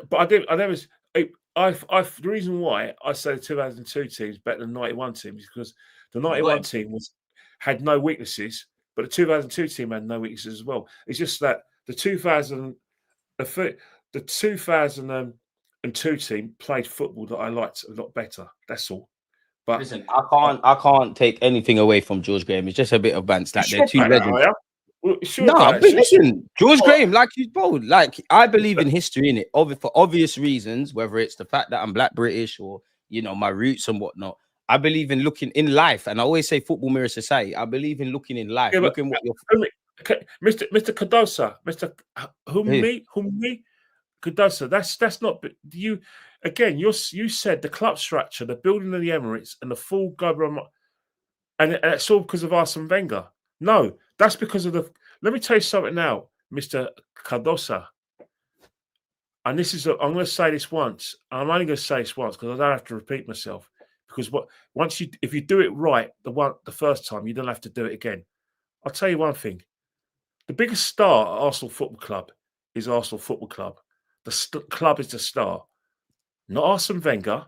So when you say that Arsene Wenger built this and built that, no. It was Arsenal's reputation. Let's not forget, we were the biggest club in the 1930s. Yes, it was in black and white. Yes, it was before your time. But the legacy and the history of Arsenal Football Club started from there. And then we won the double our first double in 71. And then George Graham at Anfield. So Arsene Wenger did not right, put Arsenal on the map. Arsenal's already on the map. I respect. No, he did. As did George Graham. They all did their bit to take us to another level. No, I respect everything everyone said in the chat, and that's why I love the chat because I love having a battle with you and an argument as well. You're the best chat ever. But come on, what I would say, right? What I would say is that I get where a lot of you guys are coming from because. How can you think about the football we played where we look like the Harlem Globetrotters? Don't get me wrong. The only reason why I understand where Mr. Cardosa's come from. I'm gonna ask ChatGPT, man. You know where I'm going from because you know what? I've got a confession to make to all of you guys. I've got Charles 87. Humni Cardosa and JD, I've got a confession to make, but I'm only going to say this once. I've been there where you guys are. You know why I've been where you guys are? Because I was an Arsene Wenger fan. every person, right, who was Arsene Wenger out towards the end was an Arsene Wenger fan. You know how bad it was? You know how addicted I was to Arsene Wenger? You know we won the debate, but go on. Let me finish. You haven't won the debate. No, we ain't won. We ain't won. Go on. We ain't won. We won. Go on. Basically, when I was living at home, remember, Arsene Wenger joined when I was in my 20s, so I was still living at home. And you had my mum, my brother, and basically, right, you remember when Arsene Wenger used to speak, right? I used to say, shh, Arsene Wenger's talking. And the whole household used to stay silent because Arsene Wenger spoke. See what I'm saying? And it's even when I first married me, and when I was still captivated by Arsene Wenger, when I first met my wife, she was my girlfriend at the time, and we bought our first home together, and Sky Sports came and Arsene Wenger spoke, and she had friends there. I'll tell you that every one of you guys in the chat, right, did that. When Arsene Wenger used to speak, when he first came, some of them did it when Arteta speaks. Yeah, but when Arsene Wenger spoke, right, you know what I mean? You still went, I've been where you've been. I've been where you've been. When Arsene Wenger used to speak, I went, shh, shh. I went, shh. Arsene Wenger's talking, man. I want to hear what he's got to say. Arsene Wenger, you know, this is Mr. Arsenal. We've all been there, but let's get this right. Toward the end of his career, his legacy went. No, he fell off. He destroyed it. He has never tainted that legacy. He overstayed his welcome. There's things to learn. Listen, he set his point. 1 minute. Boy Tendio, I promise you, in the 1990s, when Arsene Wenger first came to the club, right, I promise you, right, when he first came, I know it's a bit mad, but just remember, if you just go back into your zeitgeist, I know you're rebellious in your roof, but Arsene Wenger just had this effect on all of us. When he came to the football club, the French accent, the way I was just captivated by him. I think it's when you remember when he first came, when Sir Alex Ferguson said that he wanted the Premier League to, like I said, give Man United more time because of the Champions League semi-final against in '97. And Arsene Wenger, why should you give Man United any time? What about all of us?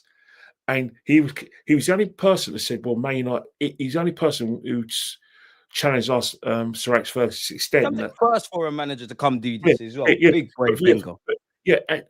And that was to the extent that Sir Alex Ferguson had to go on Match of the Day after they lost against Derby and criticised Arsene Wenger and said that he needs to keep his mouth firmly shut. And then I thought, this is my man. So I've been there. I understand. But towards the end of his reign, it's Arsenal. Arsenal Football Club's the one I love. Arsenal Football Club is my first love. Can I just say what ChatGPT said, Kenny, about this? Yeah.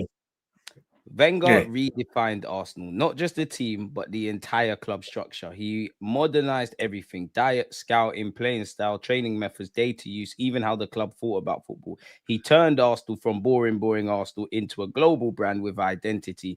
I'm going to skip past stuff, but Arsenal, all right, I agree with a lot of what you said. No. I'll rise it up. Look, I'll rise it up. Yeah, Arsenal. And then it gave Graham. It spoke about Graham. Okay. It said George Graham's Arsenal was grit, shape, structure, mentality. He built that famous back four. Dixon, Adams, Bold, Winterburn. That became the blueprint for defensive excellence. Arsenal under Graham were ruthless, compact, and efficient. And then obviously it's spoken about what we were feared and winning the trophy. Yeah, but then it says if you're judging it like a real football man, George Graham foundation built Arsenal winning mentality and defensive DNA. Arsene Wenger revolution built Arsenal's identity and global presence. Without Graham's structure, Wenger's flair might have lacked still. Without Wenger's vision, Graham's Arsenal might have stayed just a domestic force. All right, that's actually a very good point. That's fair enough. Graham gave us the blueprint. Wenger made it art. One taught us how to defend our house. The other taught us how to build a palace. Yeah, but all right. I like that. Yeah, but this is where it becomes really. Yeah, but this is where it becomes really interesting. They're both legends. Where it becomes, of course, they're both.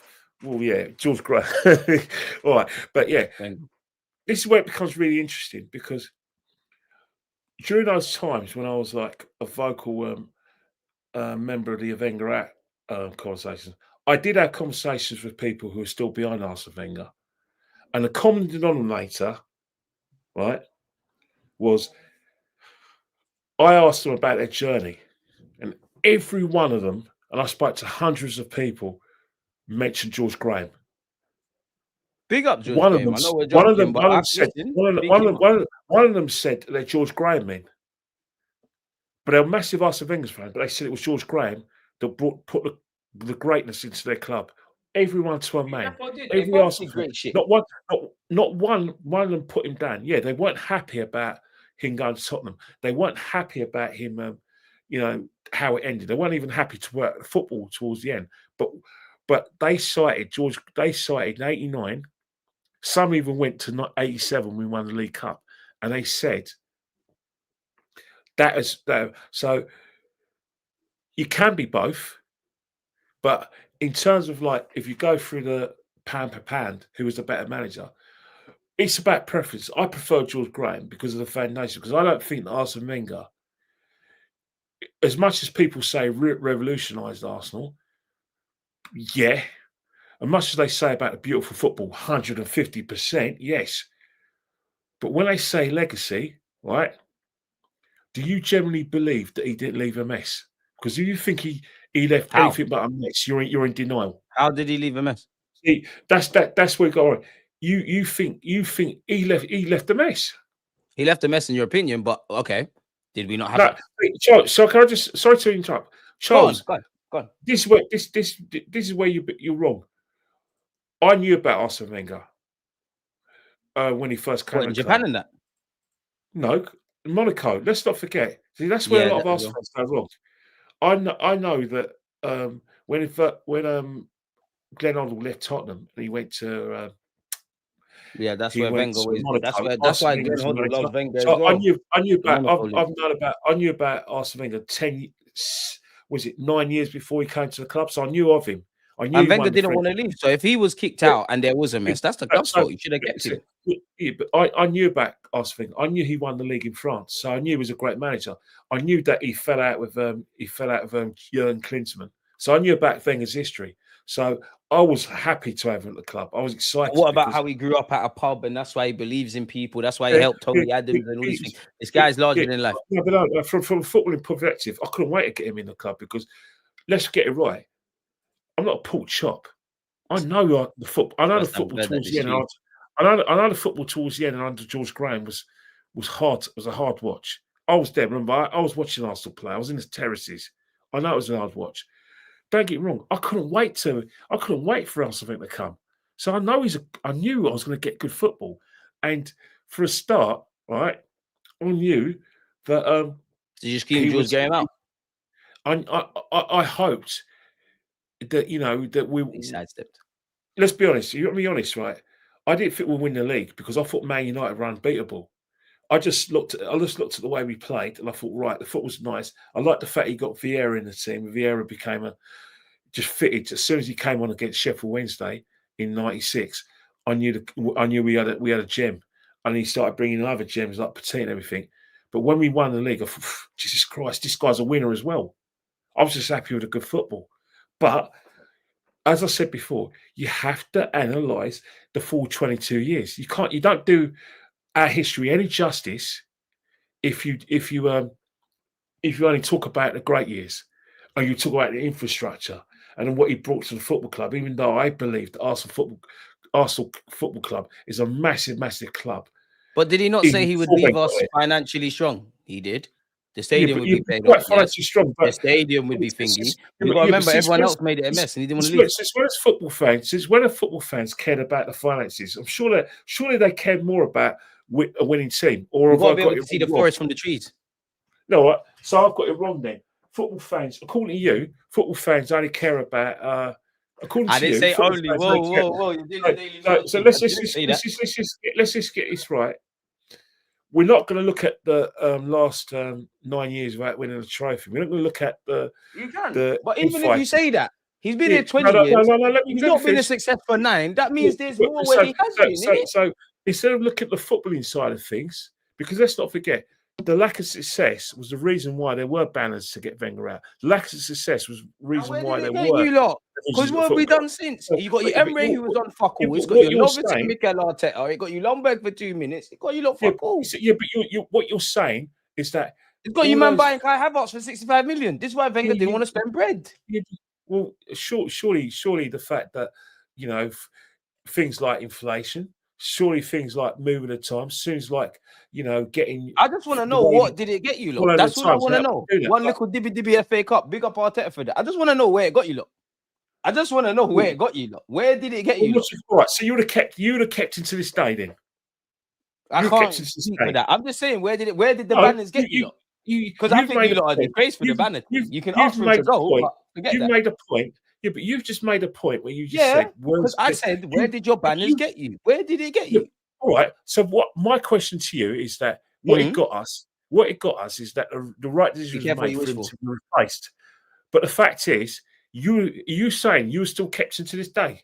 I never said that. I said, where did it get you? Officer, we can only talk about what is said. If this is a court of law, we can only talk about what is said. I just said, where did it get you, lot? I didn't say what you just said. All right, I'm going to play politics like you're playing politics. Go on, Kenny, you can't beat me. I am the Arsenal politician, my friend. If you want to play politics, I'll play politics. Go on, then. All right. What foundations did he leave footballing wise? Arsene Wenger. What did he leave footballing wise for the foundations? What great team did he leave Unai Emery? Once again, Kenny, we were in the positive. Go on. All right, that's my question to you. We were in the green financially. When the he stadium was paid off. The academy was pumping talent. Can we talk about football, please? He can't be blamed for scouting, for owners not doing whatever. My issue was never the scouting. Was there. My issues with Arsene Wenger was never the scouting. My issues were the team and the prospects of winning trophies and prospects of challenges for the league. You had to do that. That was not that. I remind you, in his last two seasons, he won the FA Cup in 2017, but we finished outside the Champions League. In the 2017-2018 season, we had no foundations. We finished sixth that season. We had a situation where fans were basically boycotting games because the football was so dire. Arsenal fans cry for anything and then they start wanking over things again. So there was empty spaces. You said it yourself. Arsenal used to, you and DJB said Arsenal fans used to have chance for Thierry Henry, and now they would swear blind it never happened. We can't listen to I'm telling the truth and facts. In the last season after Arsene Wenger, especially after Christmas, there were empty seats in the stands. And that's why he got sacked. You lot ungrateful. Arsene Wenger. And at the end of the day, it wasn't my decision to get Arsene Wenger, to sack Arsene Wenger. That was the decision taken up by the Cronkies. They're the ones. And I just want to know where it got you lot. Because you lot done the banner, you got where you wished. Where did it take you lot, Kenny? Where did you lot get to? What did it do for you lot? We mean to do. I tell you what. Europa League and getting our arse belt to arse against them lot.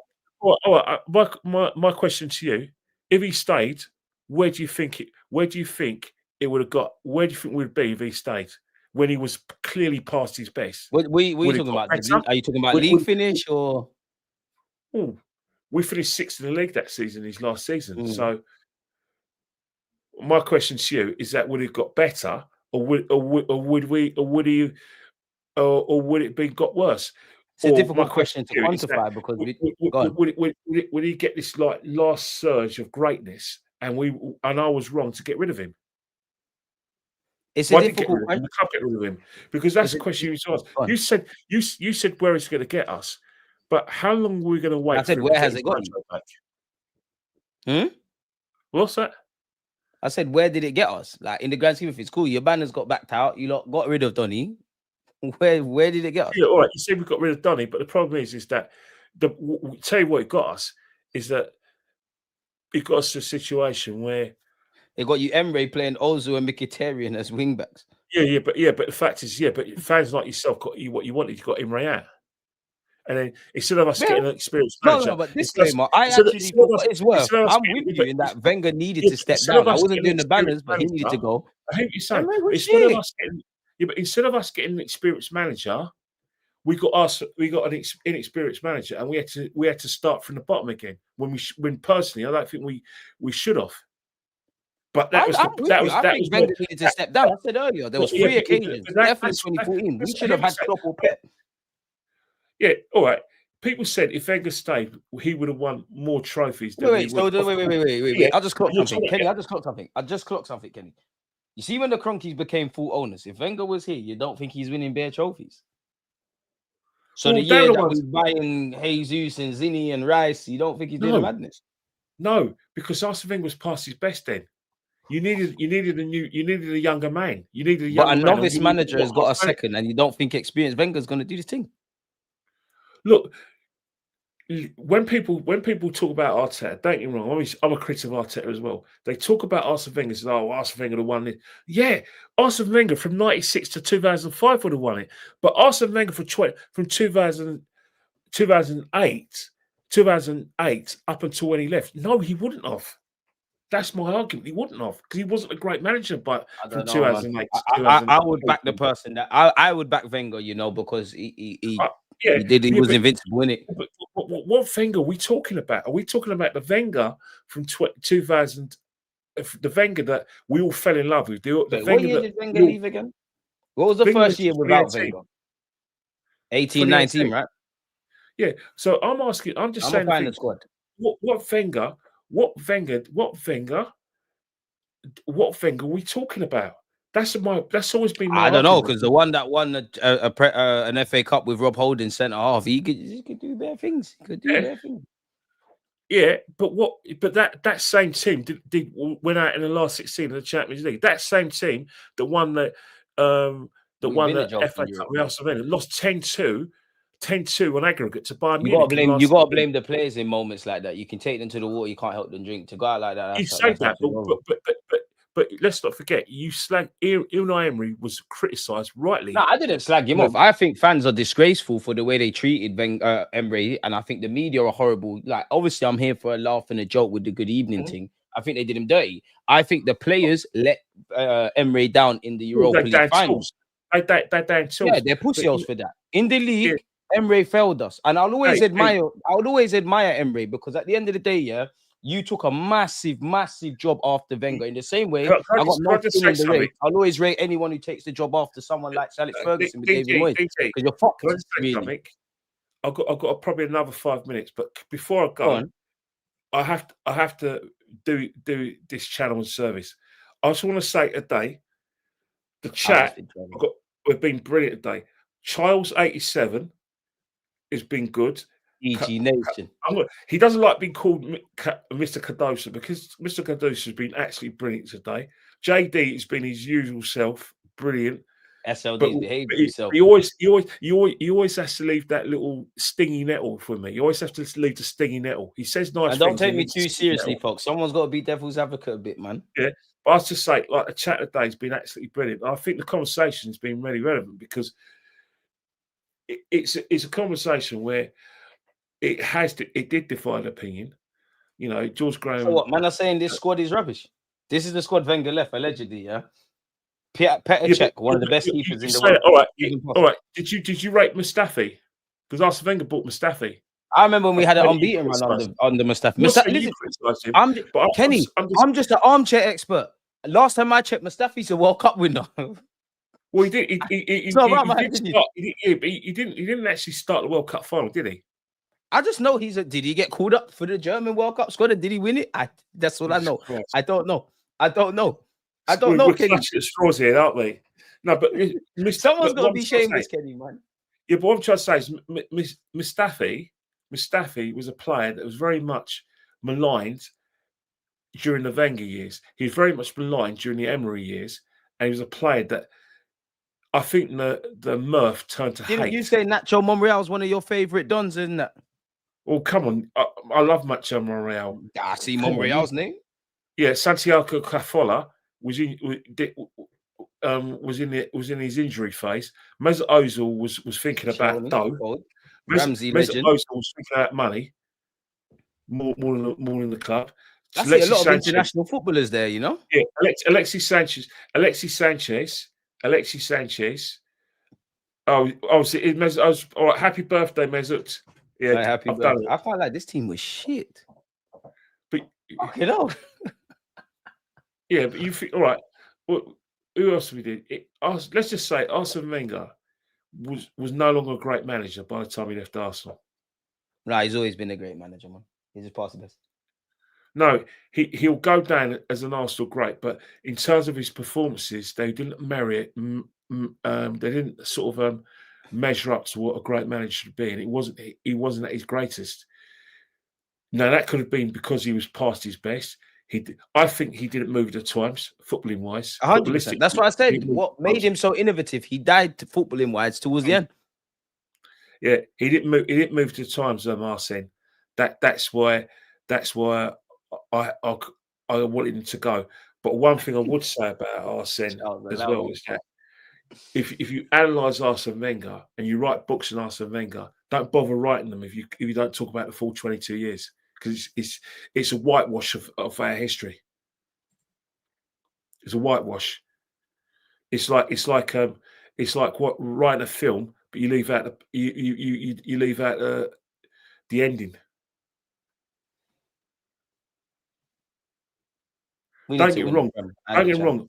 Don't get me wrong. By the time George Graham left the club, I thought it was the right decision. The football in the room was dire, and even though we won the League Cup and the FA Cup in 92, 93, the football was terrible to watch. I was envious of the football that Blackburn were playing. I was envious of the football even Norwich were playing. Could never make you say that. Could never make you go out like that. Talking about Blackburn, crazy works. Yeah, but who won the league? You were born in 95. Even they were a top team them times. Who won the league in 95? Wenger can't go out like that. Wenger was playing. What you need to, since you want to remember the whole 20 years in that, remember when Wenger had half of these shit players and only Barcelona could talk to us. Do you mind if I indulge myself just one more time? Go ahead, man. Do you remember when Man City used to be a third-tier club? 100%. And do you remember when Man City, before they won the FA Cup in 2011, they went 35 years without winning the trophy? 100%. Do you remember the Man City that we used to all laugh at? Danny Milk, like Man City never used to be a big Arsene Wenger. Under Arsene Wenger's management, he allowed Man City to win 2 titles. It works both ways, doesn't it? Yeah, because they got money. And how much has Arteta did? Arteta led the trophy for how many years? You think George Graham will go out like that as well? And Jack Walker was the Sheikh Mansour of his time in the 90s. What man thinking 20? What man think? Do you think George Graham today are gonna bang? Oh, just get stuck in. Fuck off. Look, in the 90s, Jack Walker was the equivalent. My guy, Jack Walker, God bless his soul, was the equivalent of a Roman Abramovich and the Sheikhs of Man City. He was the banning bags. He was the one who helped Blackburn win the title. And you said under George Graham's management, that's a disgrace. And I'm saying Man City were Blackburn was 30 them times. Before the Sheikhs bought Man City were laughing stock. At the end of the day, big up Wenger and they were laughing stock. They were laughing stock. I hope Arteta is in this conversation one day. Well, that's why every Wednesday when we do this, we're going to analyse. We're going to analyse the 2 games. We're going to analyse Fulham away, and we're going to analyse Atletico Madrid the next week. 3 points, man. 2 big games where we need to win. We need to. On that note, I'm going to have to beat you. Yeah, we're out of here, man. We've kept Kenny too long. Kenny, let people know they can find you on Instagram before you shoot off, though. Well, because the match reviews are back now. Yeah, you can go at Kenny Ken. Well, obviously soon. At Kenny Ken 1972 on Instagram. We can have as much discussion as we want about George Graham, Arsene Wenger, Bertie Mee, Charlie George, Charlie Nicholas. If you want any history about Arsenal, just ask me. I think I know a lot about Arsenal, and what I don't know, man, it's very little. So yeah, we can always. Please, if you need any, follow me on Instagram. I answer all of your questions, and I'll answer all of your banter. But be nice. Yeah, just be no. I do Kenny. Kenny's too much of a gentleman. Just be respectful. You can have different opinions. Just be nice, people. Be respectful. We can carry on this conversation, but as we've missed DJB. Yeah, because, man. like, he brings a little bit order to proceedings. I So would we've have been seen- outnumbered today, though. So I'm And- happy he's but- not here. Big him up. He'll be back next time. But I would say is that the chat today, and I've been introduced to some great people, and I've loved the debate, and I love the passion exuded. You know, especially when we got to the Arsene Wenger, Chat. George Graham debate. Obviously, we segued about, you know, obviously Chris Powell. Obviously, there was something. I get where you're coming from. Nah, big him up. He just, yeah. We nah, covered it's quite a not- lot. big him up. We covered quite a lot, but you know We what? always talk The about good a lot thing on these about- platforms, man. The good thing about this is that I think there's a chance, an Elite level opportunity guest, Kenny. for this team. Yeah, there's a chance for this team to, you know, like I said, emulate what we've seen before. But let me just tell you one thing, right? The chances are not always going to be there because guess what? Teams break up, players don't evolve to the level We've had we 3 want years, to, or they including this decrease people. level. We need to seize the present. And then you always got to remember, always keep one eye open when it's Man City, Liverpool. Time waits for no one. The days are long. So the days are long, but the years are quick. You know, as we know, That's what people. I say. But guys, Exactly. look after yourself. You wake DJ, up, Saka's 24. But yeah, let's go. let's Any not last talk words, about Kenny, Saka. before I press the intro, outro even? Well, I still say Saka, 25 goals and 15 assists this season. And you know what, people? I'll leave you lot with this, yeah, before I press this button. Kenny is a very knowledgeable man, an elite level guest, yeah. But no matter what points you think you're agreeing with or not, remember he said Saka isn't world class. And on that note, Kenny, appreciate you. We're back next week.